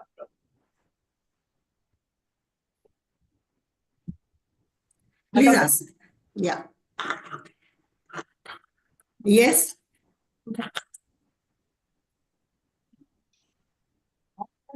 Can you hear me? Yeah, I can hear you. Good afternoon, ma'am. Your Good afternoon. talk was so amazing, wonderful. Thank you so much. Thank you very In much. fact, the question that I was going to ask, I'm going to give you a salute because the human intelligence, you've proved that human intelligence is always any day better than artificial intelligence, because the question that I was going to ask, you preemptively answered that. I was just, whatever I was going to ask, you've already covered everything. You are, in fact, the very last thing that It's you also- said, Yeah. it is true that that the power of discernment, using discretion in what we take and what we do. Otherwise, the content that the AI just spews out so fast, it is very seductive. We feel like taking everything in because it appears so good and so relevant and using such good language. But whether it is actually you know to the point, or whether it answers what we want based on what prompts we have given it, and even if we've mastered the art of giving good prompts, whether the content is actually relevant or makes a point, we have to read and know a little bit.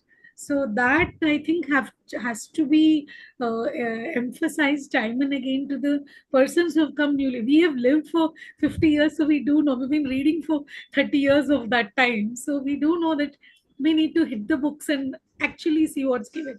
Whereas AI, it's making things so fast, and today's world of instant gratification, it's going to be a very slippery path where people will get deluded into just taking everything and thinking it's right. So knowing whether it is right, taking the pain to read and then answering questions, like you rightly said, if teachers give assignments which force the students to think on their own, that will be a very good thing. And thank you so much, ma'am. You really have answered everything. Thank you. Thank you. It's been great. Lovely. Thank you. Ma'am, we have one more question. Yeah, okay. Yeah, go ahead. Academic mental, but both teachers. Come again, please. Your voice is cracking, I suppose.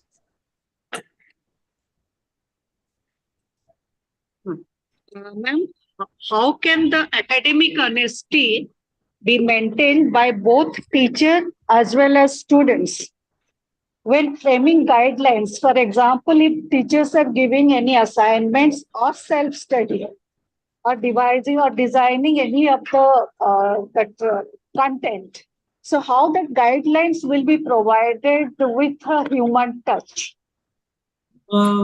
As I said, you have to first be well versed with the content that you are going to take help, ask for more from the AI, okay, AI system. So first you should know what exactly you are asking for. Like, for example, my CV. I'm again giving you one example of CV, which is not academic, but it is part of it. Extracurricular. When I say that I want to create my CV, I have to give them the instructions, no? But then if I say that I like this, so in a very general term, if I give instructions, so give me my CV based on this, if I say so. But if I do the SWOT analysis and say that these are my expectations, these are my weaknesses, these are my strong points, how will I put that in the sentence form to showcase it? So, I have to do my SWOT analysis. I have to know myself, then only I'll be able to create the CV and take help of AI to create the CV which I wanted. It is challenging. So you have to train first yourself. When we say that whenever you are using new thing, you have to first train how to use it. That is very important. Otherwise, something has come in my hand. So if you have seen the AI being popular, initially, informally, it became very popular.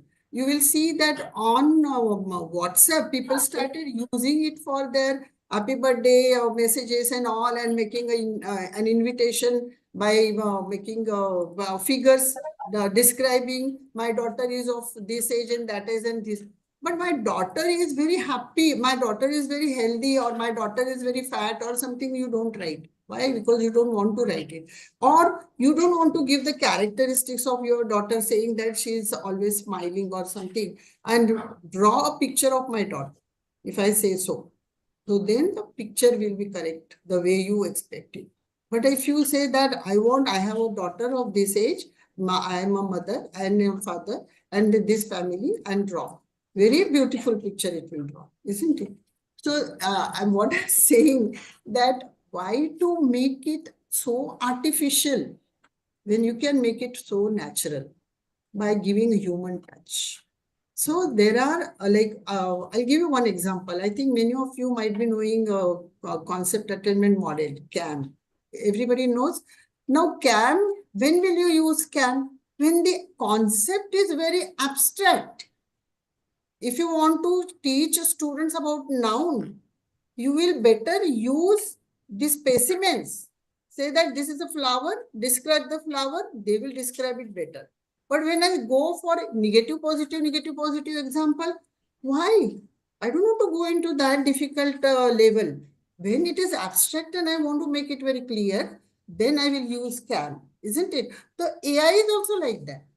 If you are using AI, then make it very challenging for the children or the learners, and then give the task which will require them to produce in their own language. Okay, deliver in their own language, present in the own language. Like they want to create an exhibition. Okay, organize an exhibition, project for exhibition if you are creating. They will use AI to get things from here and there, picture and there, but arranging it, and then career counseling nowadays for DLLE and all they are saying. But when they want to counsel the students through exhibition, it is them they will be doing. They will not keep that presentation on what AI has said and they will just read and look into that pictures. Pictures are very impressive, but there has to be some words that had to support those pictures to make it more acceptable. I think that answers your question. Thanks. If anybody has any other questions, you can put it in the chat box. Yeah. Ma'am, Lalita ma'am is saying thank you to you for, she says you've used brilliance of human intelligence.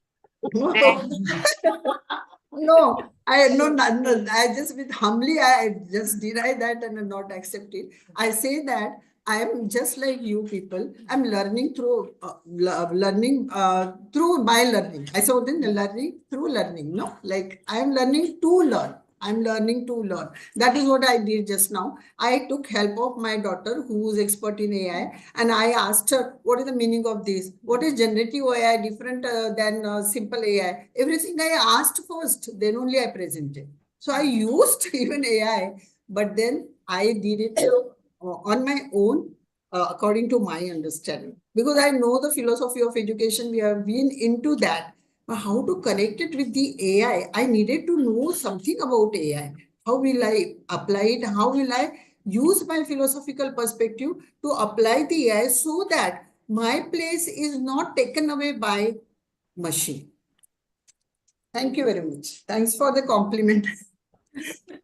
And thanks, Savita, for giving me such a good opportunity. And this interaction I was expecting, and I had taken 20 minutes more, and that is utilized. Thank you very much. Thank you. Shall I leave now? Thank you. Thank you so much. Thank you. Now move on a critical topic, AI and student assessment. To guide us through this, we have with us Dr. Vimal Gerald, an international AI trainer and assistant professor at St. Joseph Autonomous, Tamil Nadu. Please join me in welcoming Dr. Vimal Gerald. Sir, you can please proceed with the session. Thank you very much, madam. Thank you very much. Kindly hold for a short while. Just a minute. Sure.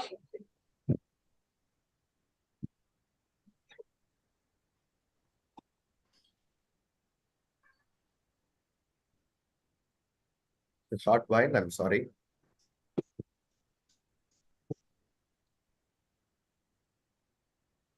You can, madam. I shall present, madam. You shall stop your screen. I shall present it. No problem. Kindly hold for a while. I shall present it.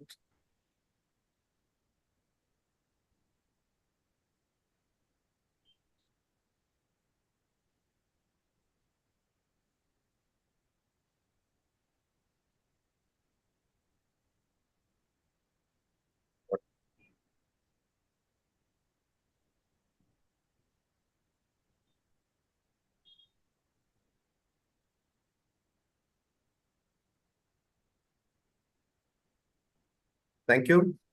All for the greater glory of God Almighty.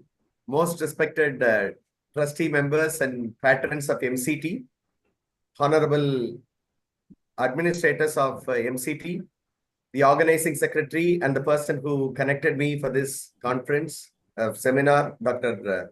Savita, the principal of MCT College of Education, and the convener, Dr. Pradima, the organizing committee members, all the organizing fellow organizers, and fellow speakers, esteemed participants from different parts of the country.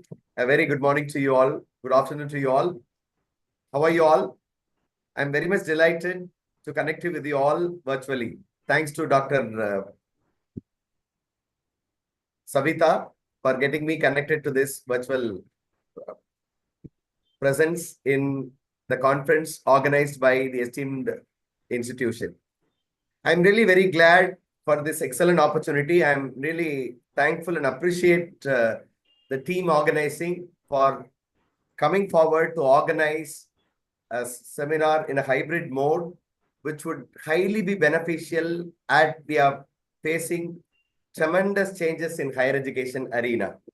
Particularly after the advent of AI, we have got lots and lots of positive as well as negative changes that are taking place in higher education scenario.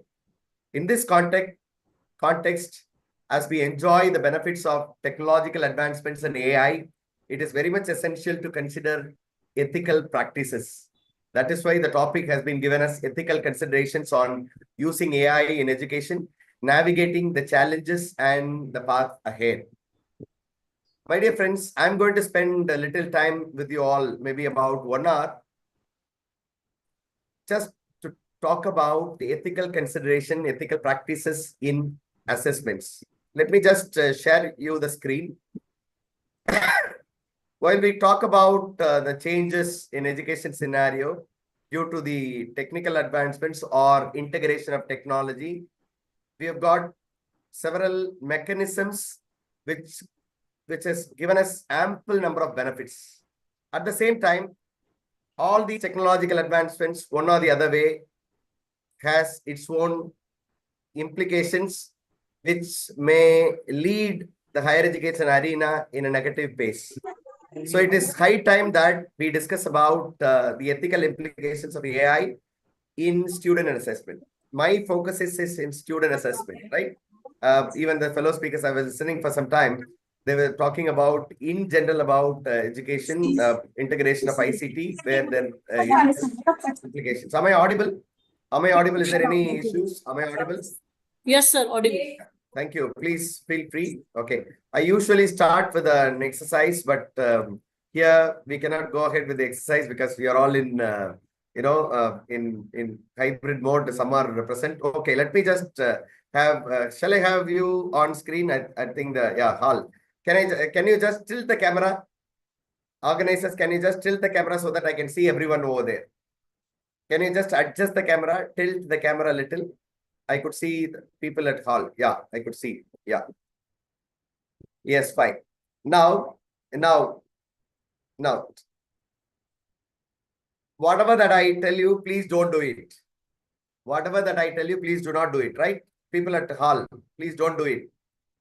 But when I request you, principal says, Okay, principal says do this, do that, you're doing. Am I clear? Right? Okay, all of you, please raise your hands. People in the hall, please raise your hands. All of you are out. Did I tell you? Principal says raise your hands. Do you get me? So when I tell you principal says you're doing, otherwise please don't do it, right? Now I suppose all of you are aware. Now I could see people. Let me just, yeah. Please clap once. Oh, some are doing it. No. Did I tell you principal? I think you didn't understand. I told you when I tell you principal says you are doing. Otherwise, please don't do it. Okay? Don't do it. Right. Principal says raise your hands. Hands down. Oh my God, all of you are out. Did I tell you principal says hands down?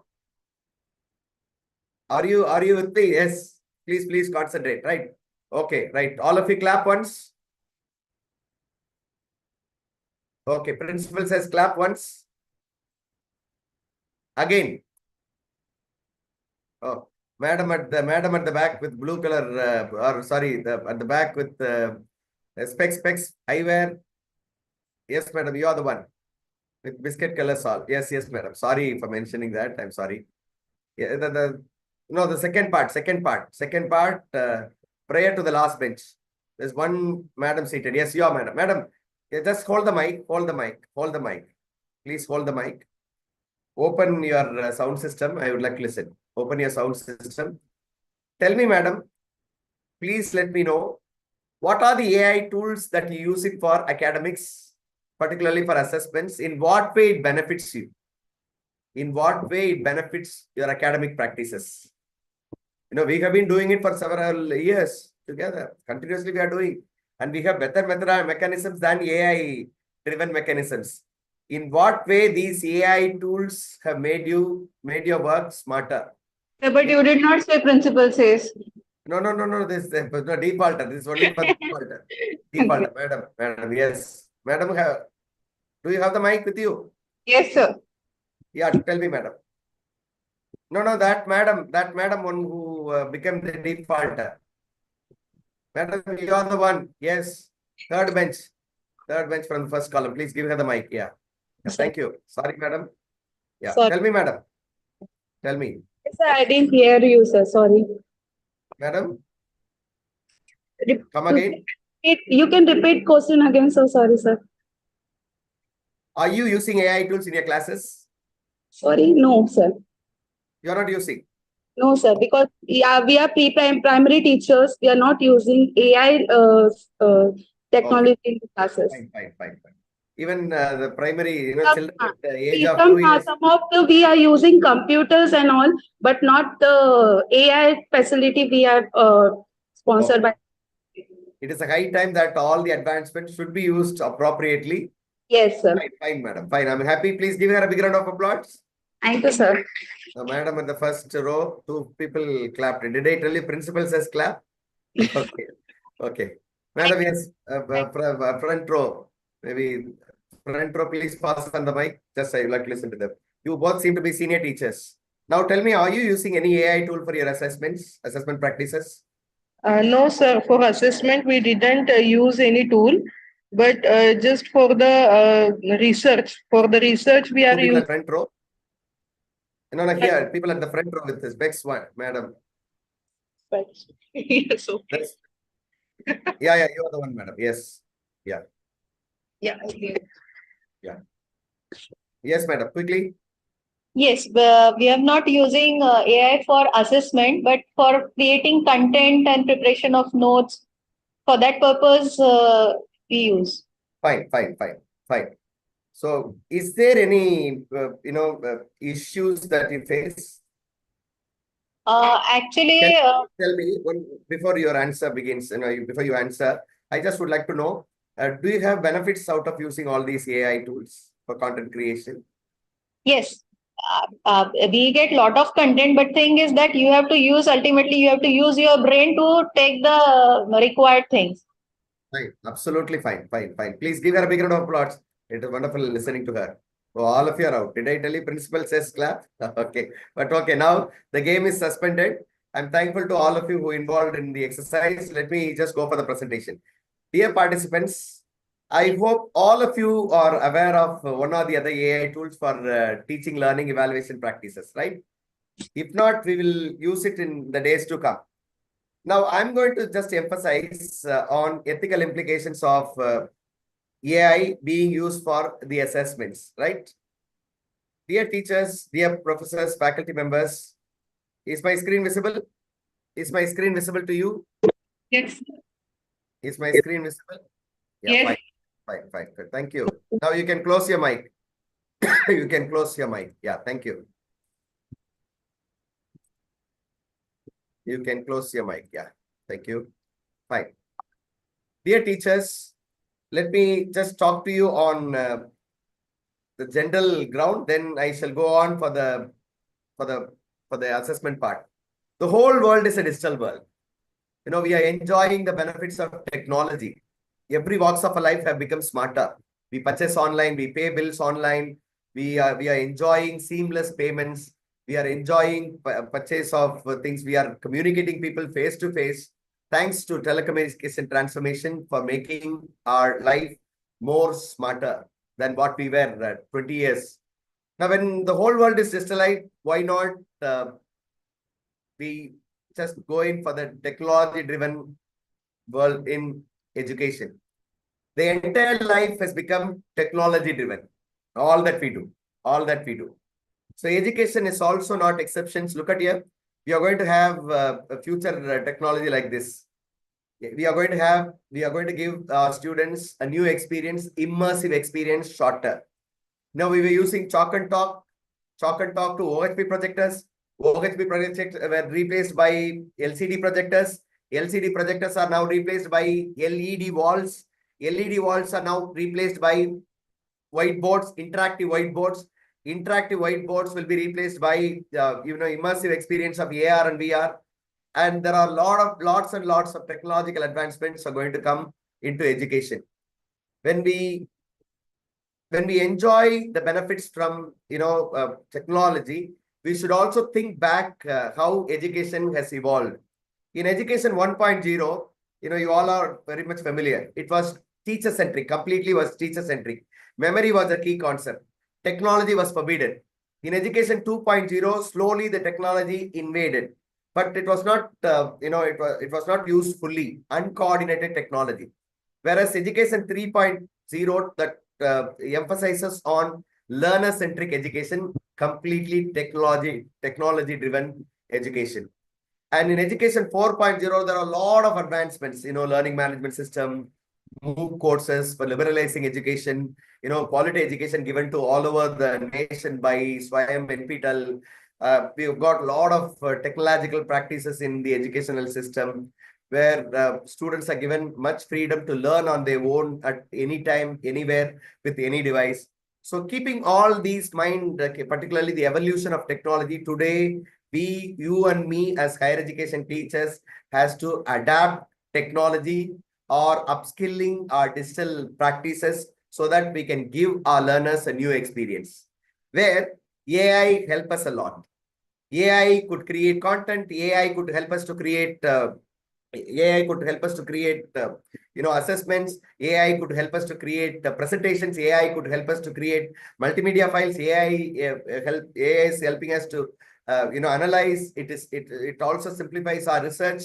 When we are able to take up the benefits or reap benefits from AI, we should also be cautious of ethical considerations, ethical practices.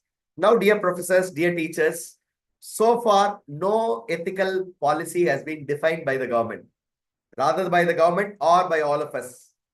I request all of us here, when you go back to your institutions or when you just venture in for AI practices, you should also think of drafting digital policy for the campus, number one.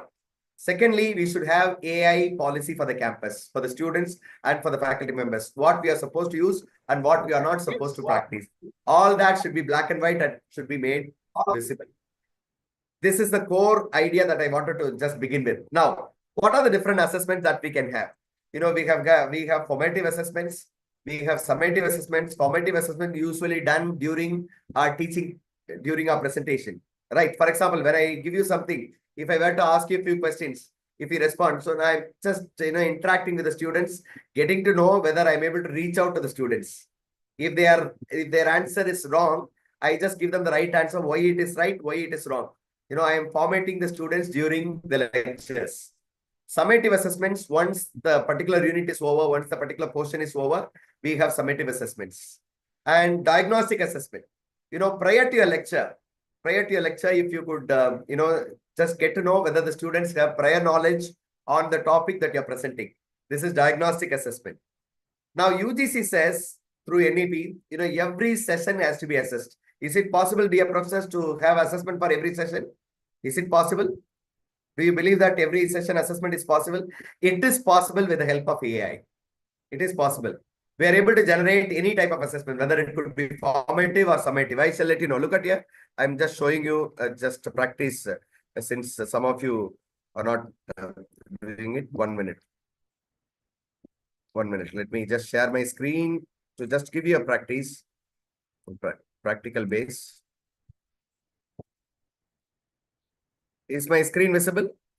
Is my screen visible? Is my screen visible, dear professors? What do you see on screen? Can someone tell me what do you see on? What do you see on screen? Can someone tell me what do you see on screen? Google, right? Fine. Look at here. I just take you to one of the recent QWen. Look at here. QWen. This is recent chatbot QWen, right? I just click over here, chat.qwen.ai. Chat.qwen.ai, better than ChatGPT. You're all familiar with ChatGPT. Now look at here. I have logged into chat.qwen.ai. I have logged in using Google account. Look at here. I'm just generating. Just give me a topic. Can someone give me a topic? Any topic. Give me through your chat window. Online participants can give me through a chat window. Any title, any title, academic titles. Anything relevant to you? Come on. Come on, quickly tell me. Any topic. Any topic, academic topic. Okay. For photosynthesis. Okay. Photosynthesis. Right. Somebody has given. Pooja madam has given. Thank you, madam. Dr. Lata madam, I'm not taking yours because thank you. Okay. Yeah. Taxonomy. Okay. Let us talk about taxonomy and education. Okay. Taxonomy and education. Thank you, Dr. Pooja, Dr. Lata, Dr. Ria. Now look at here. Generate 5 MCQ. 5. Look at here. 5 fill in the blanks. Fill-ups. 5 true or false. 5 match the following. Match. And 5 very short answer questions for the following. Okay, for the following topic, you give the topic. Taxonomy in education. Now look at here, I have given the topic. Now it will automatically generate me all that I want.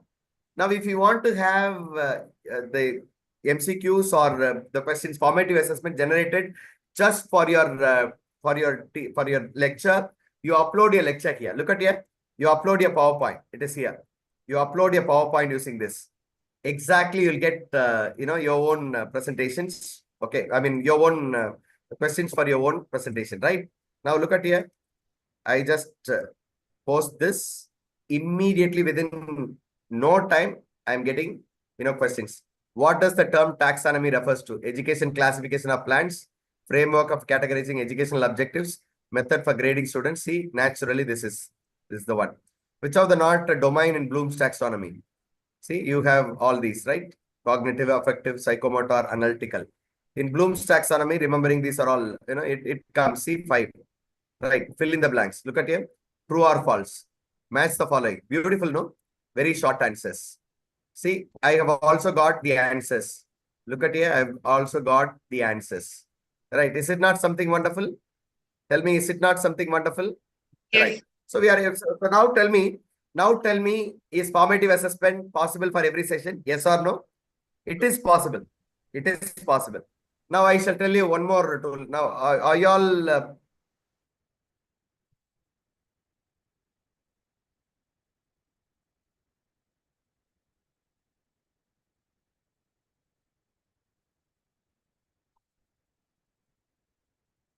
at here. Generate a semester question paper for the attached syllabus. I'm going to attach the syllabus. Attach the syllabus using the following pattern. See, I'm attaching. Look at here. I'm attaching. I'm trying to attach a syllabus here with me. Whatever syllabus is with me. Kindly hold for a while as I attach a syllabus.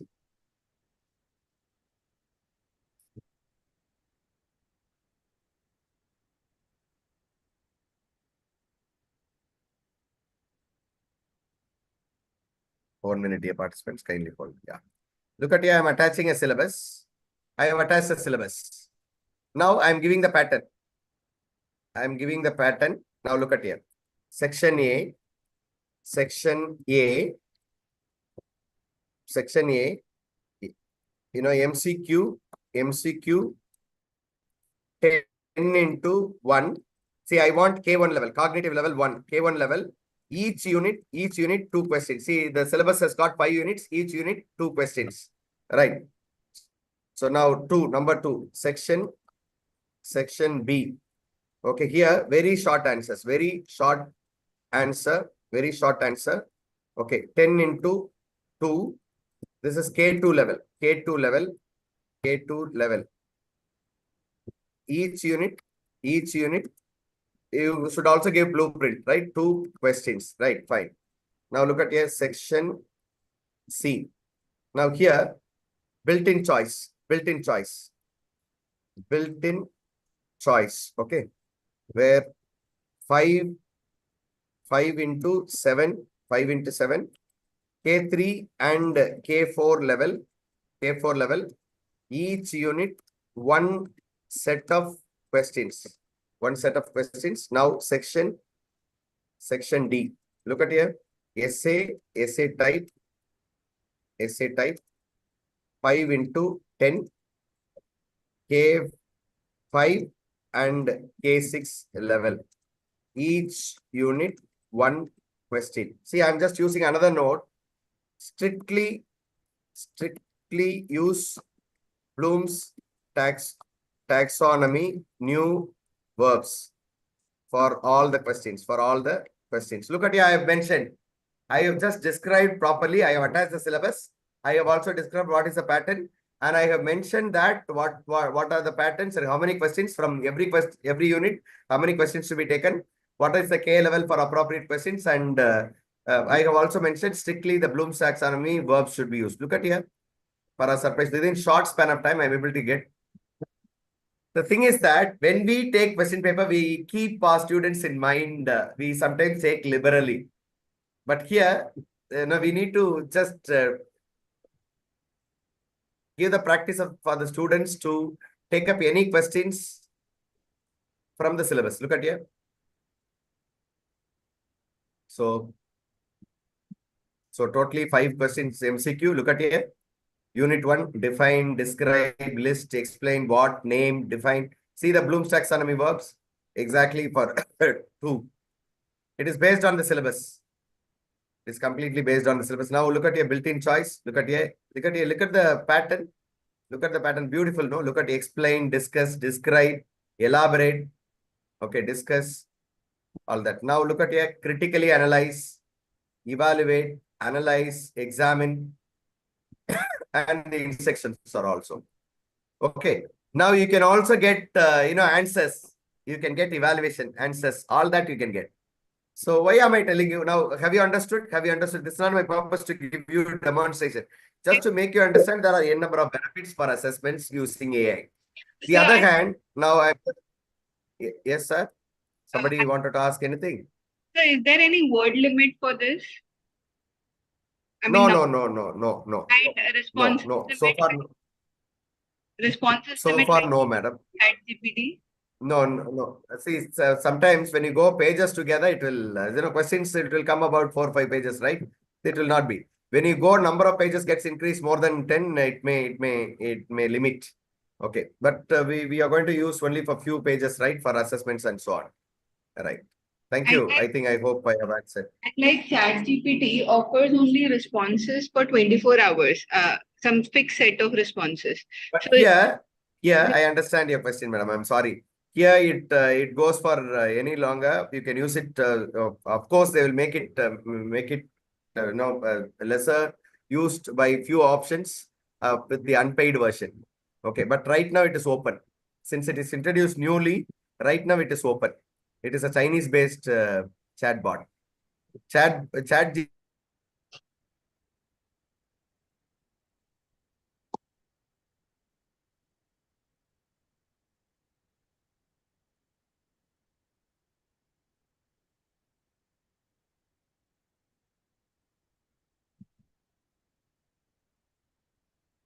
tell you, dear participants, let me just introduce you. I have answered you. Go ahead. Yes, Shall sir. I move ahead? Am I audible? Am I audible? Shall I move ahead? Yes, sir. Thank Shall I you. move ahead? Yeah, yeah. Now look at here. This is question well. Look at here. This is question well. This is question well. Do you all know this one? Do you all know this? It is question well. Please log in using Google. Look at here. How many questions you want? You can discuss and multiple choice. And look at here. I just wanted to have questions on Bloom's taxonomy. Look at here. Bloom's taxonomy. Taxonomy, right? Bloom's taxonomy. Now I want the questions in English. How many questions? I mean, what is the grade? College level. Now look at here, generate questions. All the questions are generated. Now you may wonder, all that could be generated even in even using other chatbots. What is the wonder here? The thing is that generated questions can be taken to any of the testing tools. Now let me tell you. Look at here. I just click generate questions. Automatically 10 questions are generated. You can also generate, see now right now I have given the topic. You can also generate questions using your own lecture notes, your own PowerPoint or YouTube link. You can generate questions. Just specific subject based or specific presentation based questions can be generated. Right. Look at here. Now I'm in the process of generating questions just by giving the title Bloom's taxonomy. Any title could be given or any domain can be entered as title and you will be able to make it. Now look at there. Immediately after generating these questions, it can be taken over to 10 tools, 10 assessment tools shortly. I shall just show you. Usually it doesn't take much time. We wait for some time. Okay, kindly hold on. Usually doesn't take much time. I'm sorry. Samsung, I think one of the participants asked in the chat bot, that chat window, that can we get PPT made from this? Yeah, PPT content, not PPT exactly. Okay, PPT content can be generated in Q1. Okay, PPT content can be generated in Q1. I'm sorry, it is taking longer than the expected. Now let me tell you. Then, excuse me, can we generate like a poem or a song which is related with the Madam, subject? all that can be generated, madam. Nothing cannot be generated using AI. Everything can be generated. Everything you ask could be generated. See, you can generate music, you can generate poem, you can generate anthem, you can generate critics, you can generate story, you can generate pictures, you can generate videos, you can generate GIF images. Anything could, you can generate flow diagram, you can make analytics, you can visualize the data. Everything could be done with the AI tools. Everything. Okay. Now we are concentrating on assessment. That's why I'm not moving on that. Look at here. See, 10 questions are done. Now all the 10 questions you can edit. The questions can be changed and the answers can also be changed. If you are happy about your questions, look at there. On top, you have option select. Select all the questions, or you can change the questions here. Look at here, change. Right now I don't have time, so I have selected. Now look at here, click export. Click export. So all these 10 questions are taken to, look at here. All these 10 questions are taken to, look at here. See the wonder. See, you got so many tools. So many tools. Look at here. What is the tool which is familiar to all of us? See, look at here. Microsoft Word, Forms, Google Forms, Kahoot, Canvas, Moodle, Schoology, Socrative. All these you may be quizzes. All these you may know. Right. Look at here. I just click over Google Form. Naturally, automatically, these 10 questions will move over to Google Form. Look at that. See, it goes to Google Form immediately. It goes to Google Form immediately. Look at here. The generated ones go to Google Form. So immediately I can supply it to my students. Okay. right? Amekli, I'm ready to conduct test just in a minute. Look at there. See, I'm able to get 10 questions. Everything is fine. See, all the settings are done. Only thing is that I just take the link and give it to the students. Okay, dear participants. So now I'm coming to the picture when we are able to enjoy the much benefits from AI for assessments. We should also consider the ethical perspective. Now I'm just starting. I'm continuing the presentation. Kindly hold for a while. I'm just continuing the presentation. I'm continuing the presentation, right? Now tell me, formative or summative assessment, is it possible at least formative assessment, is it possible for every session? Is it possible? Just weigh me if it is possible. Is it possible? Yes, Yes, it is sir. possible. It is possible. Yes. When you can use, what are the other benefits that you can enjoy using AI? You can create assessment. You can gamify the assessment. You can create assessment in the form of games. It is completely OBE compatible. I told you, just now I told you, we have generated formative assessment question based on OBE, Bloom's taxonomy levels. Completely it is taxonomy driven. And you can also have an analysis based on the skills. You can also design virtual assessment. Today, virtual assessments are very much essential because we are living in the world where we are not only connected to our own students. We have to connect globally. The education focuses upon the students not only in the campus of our college, but also other students globally, globally across, students across the globe, right? Now, these are all some of the formative assessment tools. They are all limited. What I have given is they are all limited. All these are tailored with AI. You give the word, you give the keyword, you are able to get the assessment. You upload your presentation, you will get the assessment based on your presentation. Upload your syllabus, based on that, you will be able to get assessments, right? Now, when you have the rise of AI in education evaluation, particularly for the evaluation, you are enjoying the benefits, particularly the AI's automated grading. It automatically grades. For example, not only MCQs, not only one-word related assessments, every assessment, for example, you have the assessment of the students, written, scanned. You upload it, you will have the assessment, Pakka assessment done. But it will typically follow your algorithm. It will typically follow the instructions infused. And secondly, we are able to have personalized learning. If I don't know a particular sum, I have failed in the assessment, I wanted to learn something. So AI will give you feedback.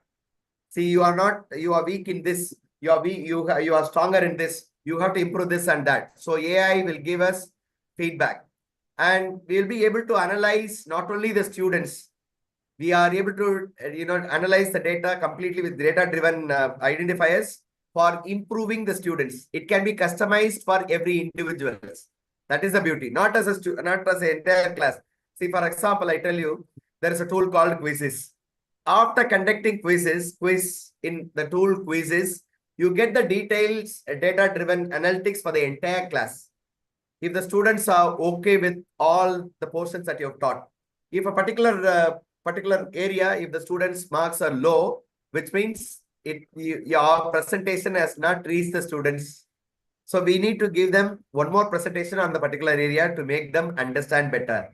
So we are able to have data-driven insights to have analysis, both for the students and for our own teaching learning evaluation practices. See, please understand, all these chat bots are all these AI tools which works based on algorithms, which works based on instructions. It has got discrimination in grading sometimes. Unintended. It is not intended. It is not deliberate. See, how come unintended discrimination can happen in grading? Number one, it can have biased training data.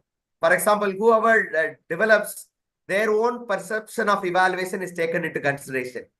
Okay, they will have to consider globally. Instead, for example, if Americans are making, American system of education will be imparted, then it will not be fitting for other countries. Most of the AI tools are USA designed or US developed. So normally it is biased based on US system. So it will not be fitting for our students. particularly at the lower grade classes. Now, sometimes it also happens unconscious biases of developers without knowing. They have their own perception. They embed their own, their own understanding of evaluation into the algorithms. That also reflects in AI. And certain group of students, then they are disproportionate disadvantage. All these people taken into consideration. For example, when we take questions, we think of those students, slow learners. We keep them in mind. Can it take the students in consideration? It is impossible, like teachers. So that is what this talks about. And privacy. See, for example, when we take the data of the students, for example, when we deal with students, don't think that since they are our students, we can do anything that we want. No, we are uploading the students' data. We are uploading the students' mark statements, student mark credentials, and so on. It is completely privacy. It is completely sensitive information. So collecting and using sensitive information of students will have privacy issue. That is number one. And we need to protect the data of the students. When you analyze all these, when you want to analyze, the results of the students, you load the data of the students, you load the data of the college performance of the students, which could be breached by, which could be taken, unauthorized way, the others can also access. Or the chat bots will take the cognizance of the same, which will be accessed, which will be used for others. It is not recommended. And there is no transparency. From where all these answers, from where all these questions, from where all these taking place, we don't have the source data. So transparency is lacking today in AI. And dear participants, we need to have complete transparency, part of ethical consideration. Transparency is one of the major pillar of ethical considerations of AI. So AI should have explanatory of using assessment algorithms. Now, how do AI system arrive at these evaluations? How does it derive questions? How does it get all these nuances as human being? We need to just think of. Secondly, understanding. We should have understanding of how machines take decisions. How do the machines derive at the conclusion that these are all these are all the types of questions it has to be taken. So that is one more. And accountability and transparency. See, for example, where do they drive questions and will it be open? Will it be leaked? That transparency and accountability is very much essential today. Now, we should also consider equity and access. Is it accessible by everyone? There is a digital divide in a country like India. See, for example, you are all seated in a hall, sophisticated hall, all the participants, they are all connected from their house. Do we expect the same in all the parts of the country? Is it possible? There is still digital divide. Even when we talk about technological advancements in all the walks of our life, there are still places without electricity. There are places where there is no computer. There are places where there is no internet connection. In that context, it is not accessible. AI is not accessible to everyone. This technology is not, accessed by everyone in the country. Teachers, every teacher in the country, right? There is a digital divide. And there is also cultural bias. AI is not aware of. When we have, see, for example, girl students, if they're not able to perform something, so we understand that there is some problem, there is some health issues. If something happens culturally, for example, Ram Leela, festival, imagine that at that time, I cannot have assessments because I very well understand that students will not have enough time to have proper studies. But AI will not be able to know all these difficulties. AI will not see, for example, if during the pandemic, we understood the difficulties of the students faced by the students. So accordingly, we were customizing the assessments. But in that context, AI, will it know all these? No, it will not know the cultural bias. And we should also know the special needs of the students. Students with the different disabilities, students, Divyangjans, we need to take them into considerations. Only then we'll be able to be equal and equity is ensured and access is ensured for all. So this is one concern. And the other concern, psychological factors of using AI. See, when we think of using AI for assessment, we should also think of psychological and physical impact of the students. There is increased pressure. For example, I told you every, lecture can be assessed. But can we do that? Will the students enjoy? See, if it is gamified, the students will enjoy. But if you are going on getting, assessments every day, psychologically, they are with the pressure. Students feel that they are pressurized due to AI, due to advent of AI and so on. And sometimes they are, they are set back with the feedback given by AI. When you write something, you will consider the students whether it will reach them in the right way. But AI will not consider all these. So the students' pressure will be more. And, will be loss of interest learning due to, impersonal feedback. See, if it is not able to give a impersonal feedback, for example, which is connected to me, the AI will not be able to just give impersonal feedback, which will reduce the motivation, which will reduce the interest of the learners. Also, it will have negative self-perception. See, learners will understand that I'm not fit for this, I'm not okay with this, I am not able to do this. So perception of their own self may also be developed. So these are all some of the psychological impacts. So as and when I deal with the ethical, difficulties when we use AI, we should also think of solution. Okay, let me just talk to you about it little later in the coming slides. We should also balance technology and humanness in the assessment, right? You should have human oversight. Teachers must be completely involved in the interpretation of AI results. Don't depend on completely AI-based results. We should also get ourselves involved. Human touch should be there. Teachers' touch should be there. Only then we'll be able to tailor to the needs of the students. And we need to pay individual attentions for different learners. Every different learner should have different learning styles. So keeping that in mind, we need to assess, we need to design assessments, right? And there should be positive and supportive learning environment. So students should not feel that we are just after them just by the assessments. No, we should give them the positive and supportive learning environment, just telling them and making them understand that these are only for the development. So this technological innovation could also have human touch. Keep that in our mind, dear professors. Now, why not we as teachers develop a framework with ethical considerations? Now, first, whenever you do something, protect the student's information. It should not be leaked. It should not be used misappropriately. And we should have bias mitigation. You need to mention carefully that the students are slow learners, all that. We should ensure fairness and equity in AI systems when we use. We should make sure that every student has access to the content. Every student has, fair and means of assessments considering their learning abilities or disabilities. There should be transparency followed. AI decision making based on the assessment should not be considered as it is. We should have human-centered designs.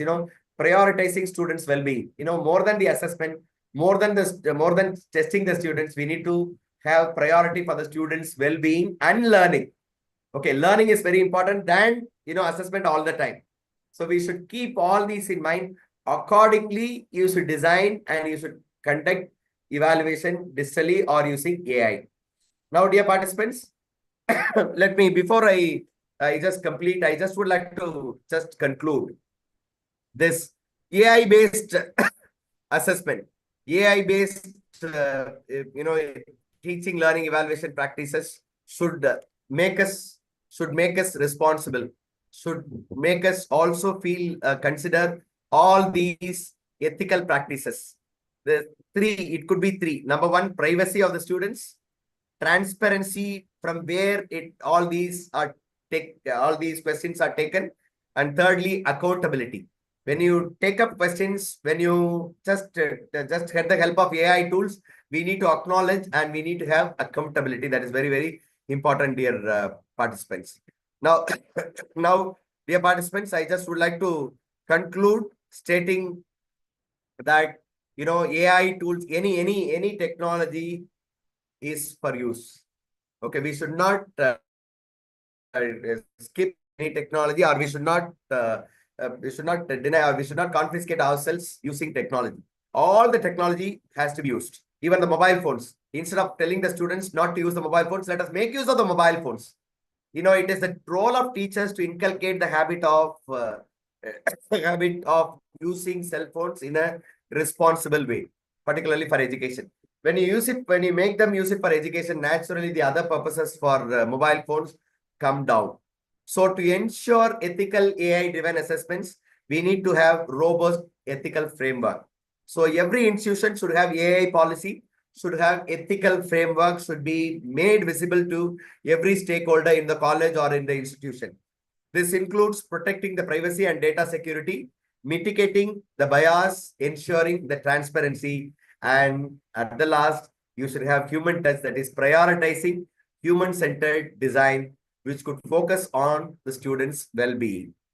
So AI must be developed and implemented with fairness. It is not with us. We need to bridge the gap. See, we need to guide the developers to develop AI tools with these.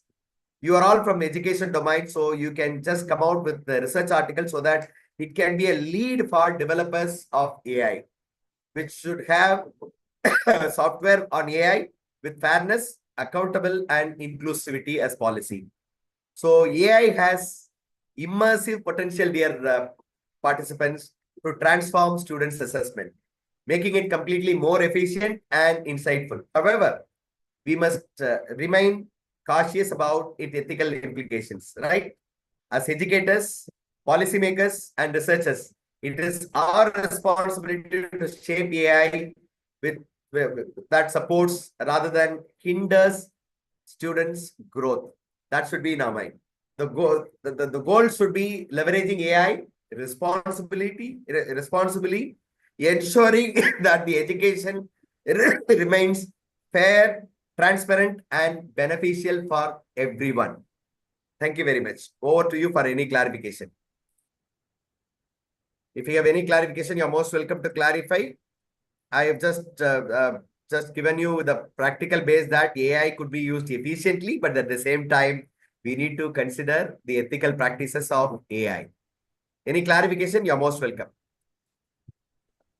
Sir, If you have any clarification, personally, you can also write to me. I have my mail ID given in the present.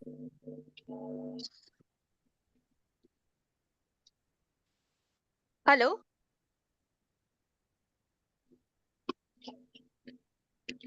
So I think there is somebody trying to ask you a question. This is Riya. Can I ask one question? Am I audible? Riya, there is some internet issue. We'll just wait for a minute. Okay, dear. Okay.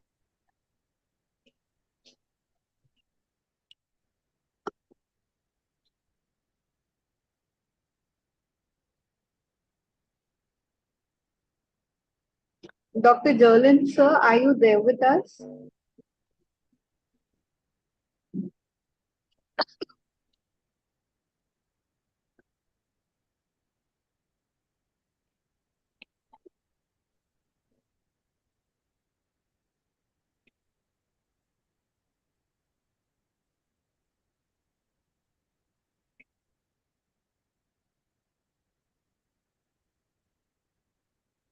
Dr. Vimal Jolin, are you there with us?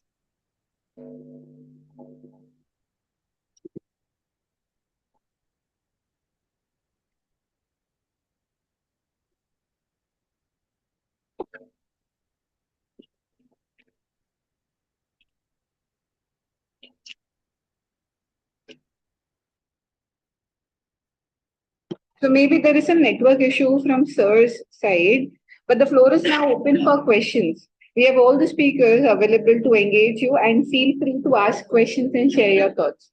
We are open for any of the reviews or opinions from your side as well. You can either put it in the chat box or ask it here. Means Vimal sir is available to answer?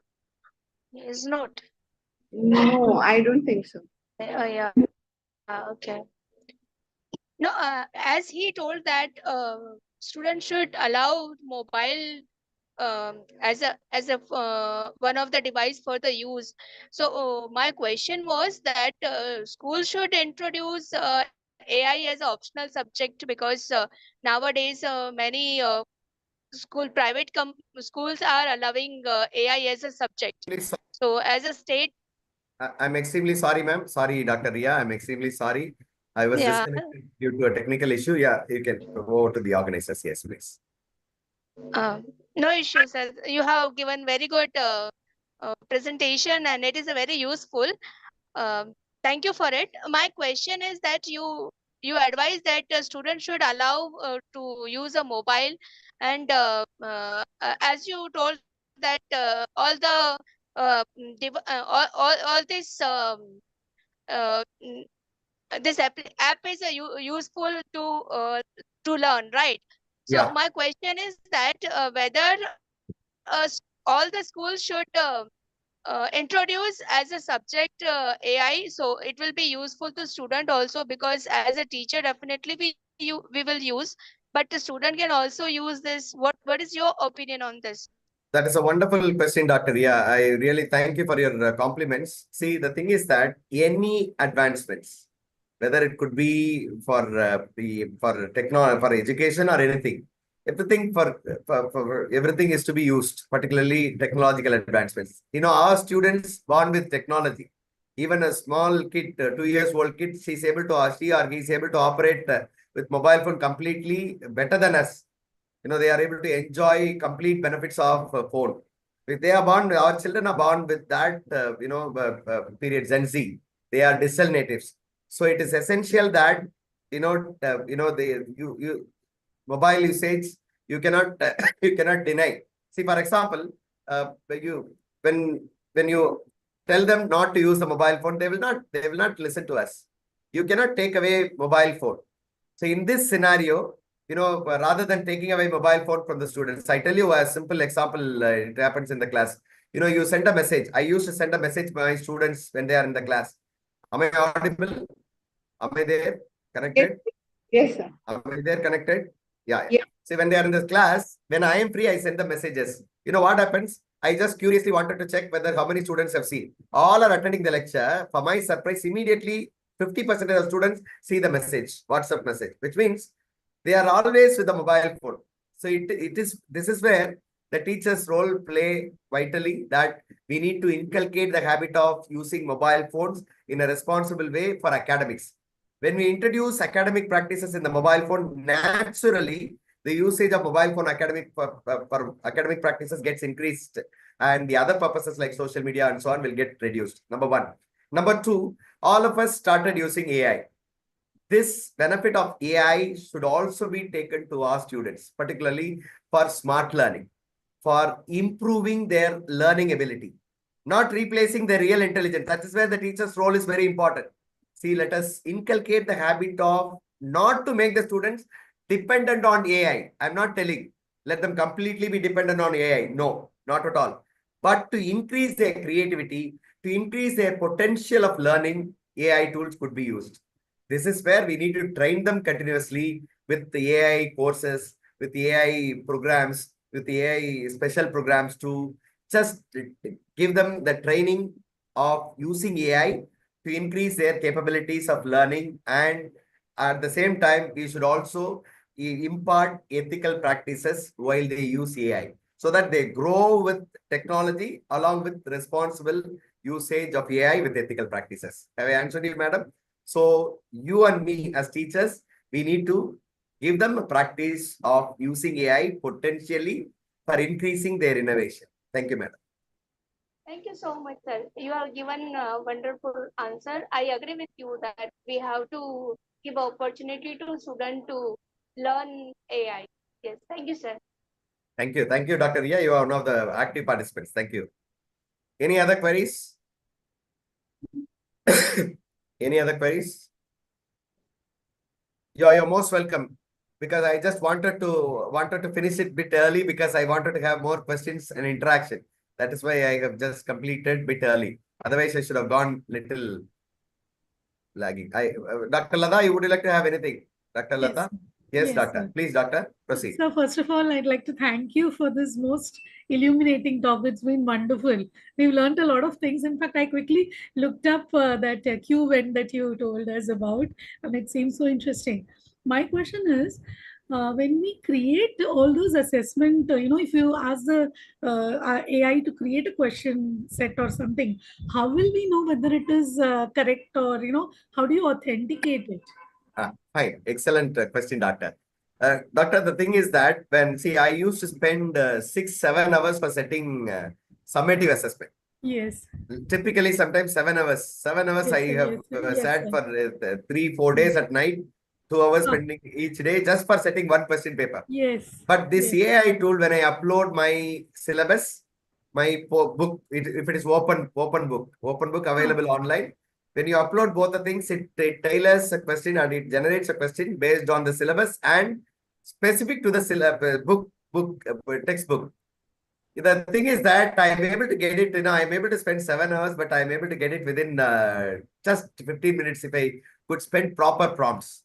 The thing is that, see, if I'm good at my own domain, if I'm good at my own subject, I'll be able to assess, for me, I took 7 hours manually, but I'm able to do it within 15 minutes. That should not be given as it is. That should not be given as it is. See, this is where the quality time has to be spent by the teachers. We need to spend our knowledge, we need to spend quality time implying our knowledge that we have to authenticate every question. Or else, if you are a controller, imagine that you are a controller, you are generating a question. No, you no need to get it from anybody. But still, it has to be scrutinized by one of the teacher subject expert. So she or he has to go through the question and authenticate. I 100% agree with Dr. Lata that all that content that are generated, whether it could be PPT or text or picture or anything, all are not perfect. There are errors, but slowly it is improvising. See the Q1 that I have given, no Q1. I have checked it. It has come out beautifully with all the questions properly. With my understanding, you can also try. So here, Dr. Lada luckily asked this question. So whenever we depend upon AI for generating assessments, we need to spend some quality time to authenticate, authorize the questions, and sometimes to customize the questions. We need to customize the question. That is where the teachers see technology should go hand in hand with human touch. When there is no human touch, it will not have life. So professors and teachers through Dr. Lada, I just would like to inform you all that no technology can replace teachers. See, we have been teaching for years together. 2000 years, but teaching started. Lot of technology have come in.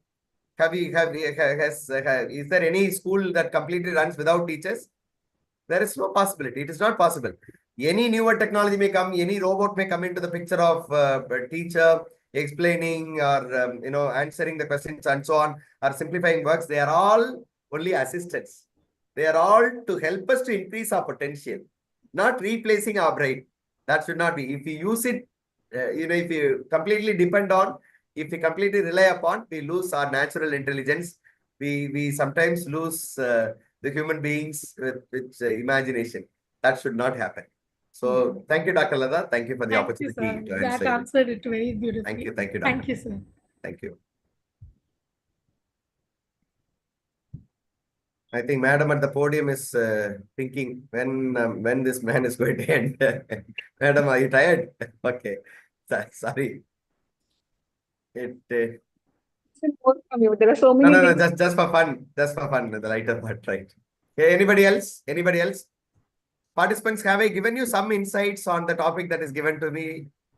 Have you your feedback, please? Your feedback, if anything, or if any addition, you are also most welcome. You need not accept as I have given. It is my own insights. You can also always defend. It is a seminar. You can always, we are all academicians. It is not that whatever that I have given is completely right. No, you can differ from me. You can always come out with your own idea and let us bring out the best practices of usage of AI in an ethical way. Thank you. I really appreciate all the organizers. I would like to thank Dr. Savita for this excellent opportunity. Of course, my gratitude goes to all the organizers.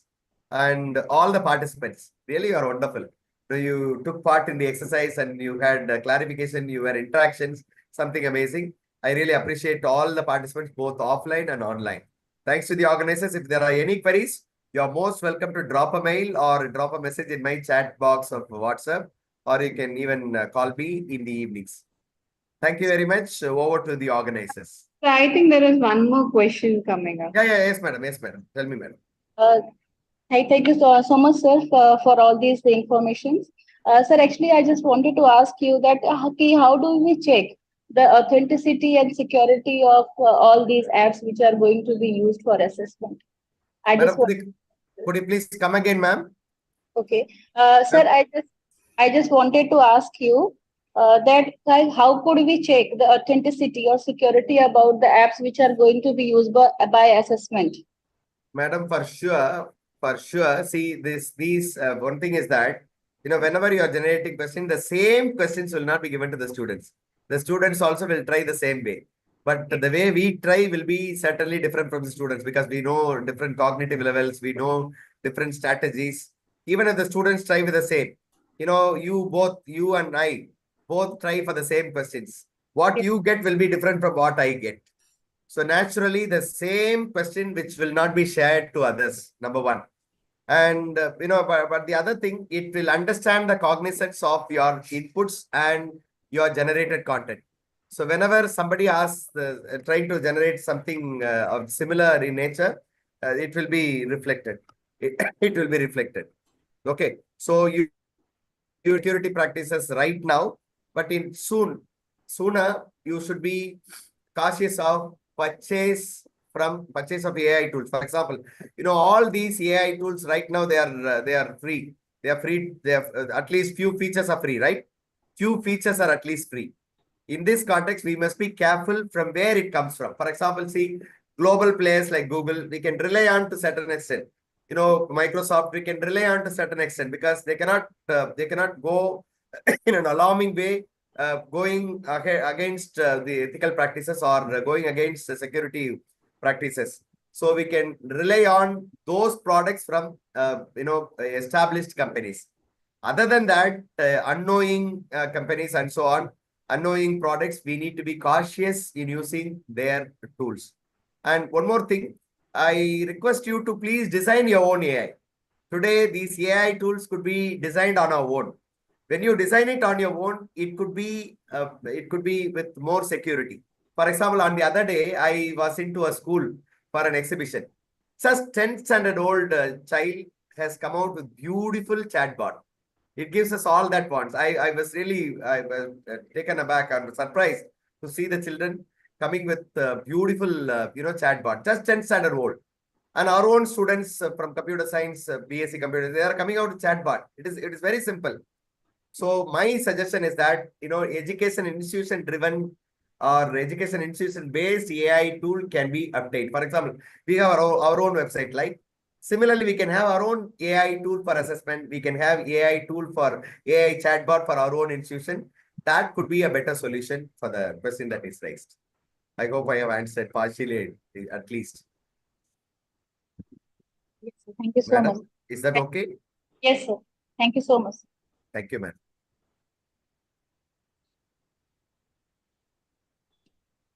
Any queries?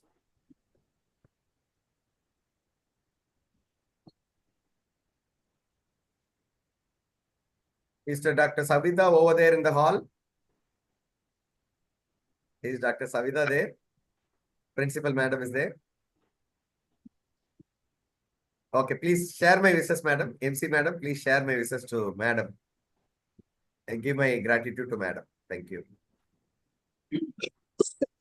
So I think we would now conclude. Thank you so much, Dr. Vimal Zerlin, for addressing the ethical dilemmas in AI-driven assessment.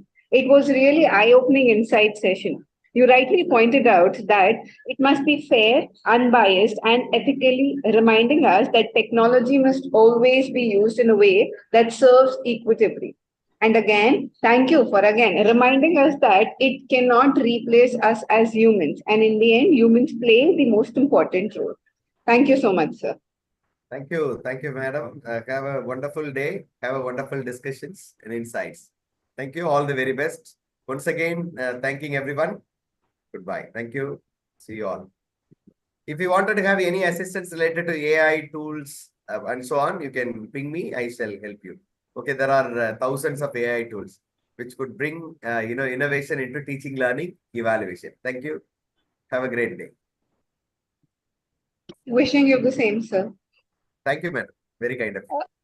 Sir, can you share your detail to contact? Yeah, certainly, madam. Dr. Riya Singh, I have already shared the presentation to Dr. Savita, the principal, madam. Okay. She will in turn Yeah. give you the presentation, okay? And other details could be shared based on your need. If you could drop me a message, I shall definitely help you, ma'am. Okay. Yeah. Thank you so much, Thank you. sir. Thank you, It ma'am. was wonderful. Yeah. Thank you, sir. Yeah. Thank you. Thank you. Kind of you.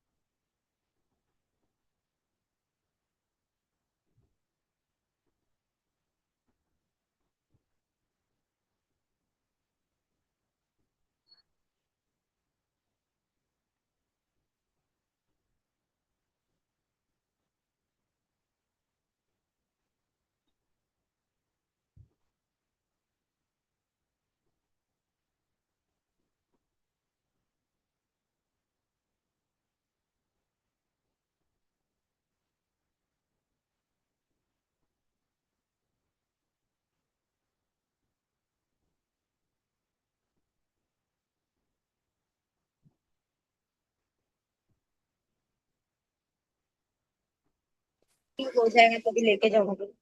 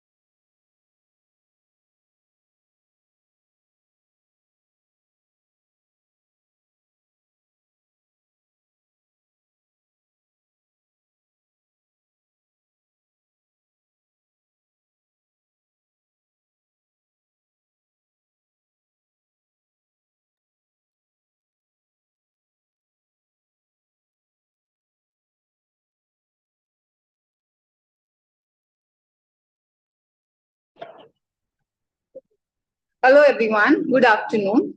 We would be starting in a while. We are almost done with the presentation preparation, so we expect everyone to be seated.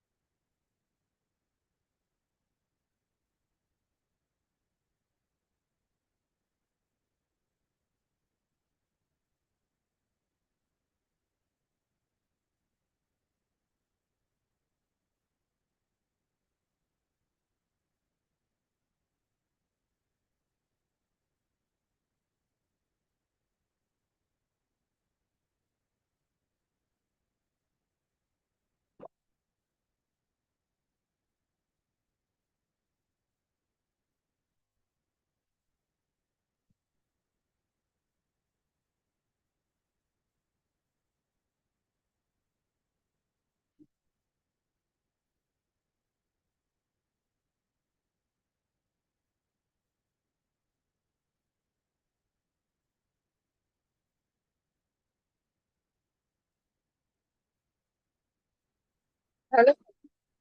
A very good afternoon, everyone. I hope you all have had nice lunch and now refreshed and regenerated for the next part of the session. So the next part of the session is about paper presentation, for which we have our chief guest here with us already. I would like Disha ma'am to speak a little about our guest.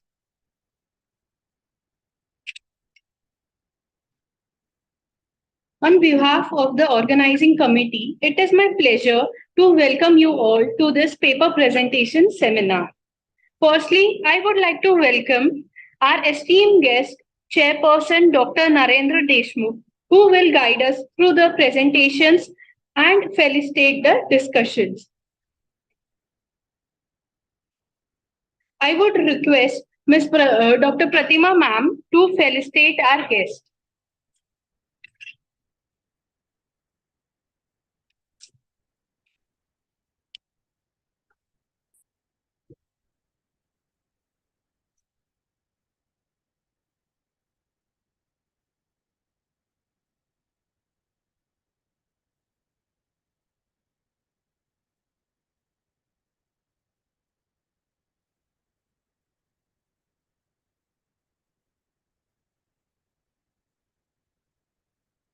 It is an absolute honor to introduce today's distinguished guest, Dr. Narendra Deshmukh, a visionary in the field of science, education, and research.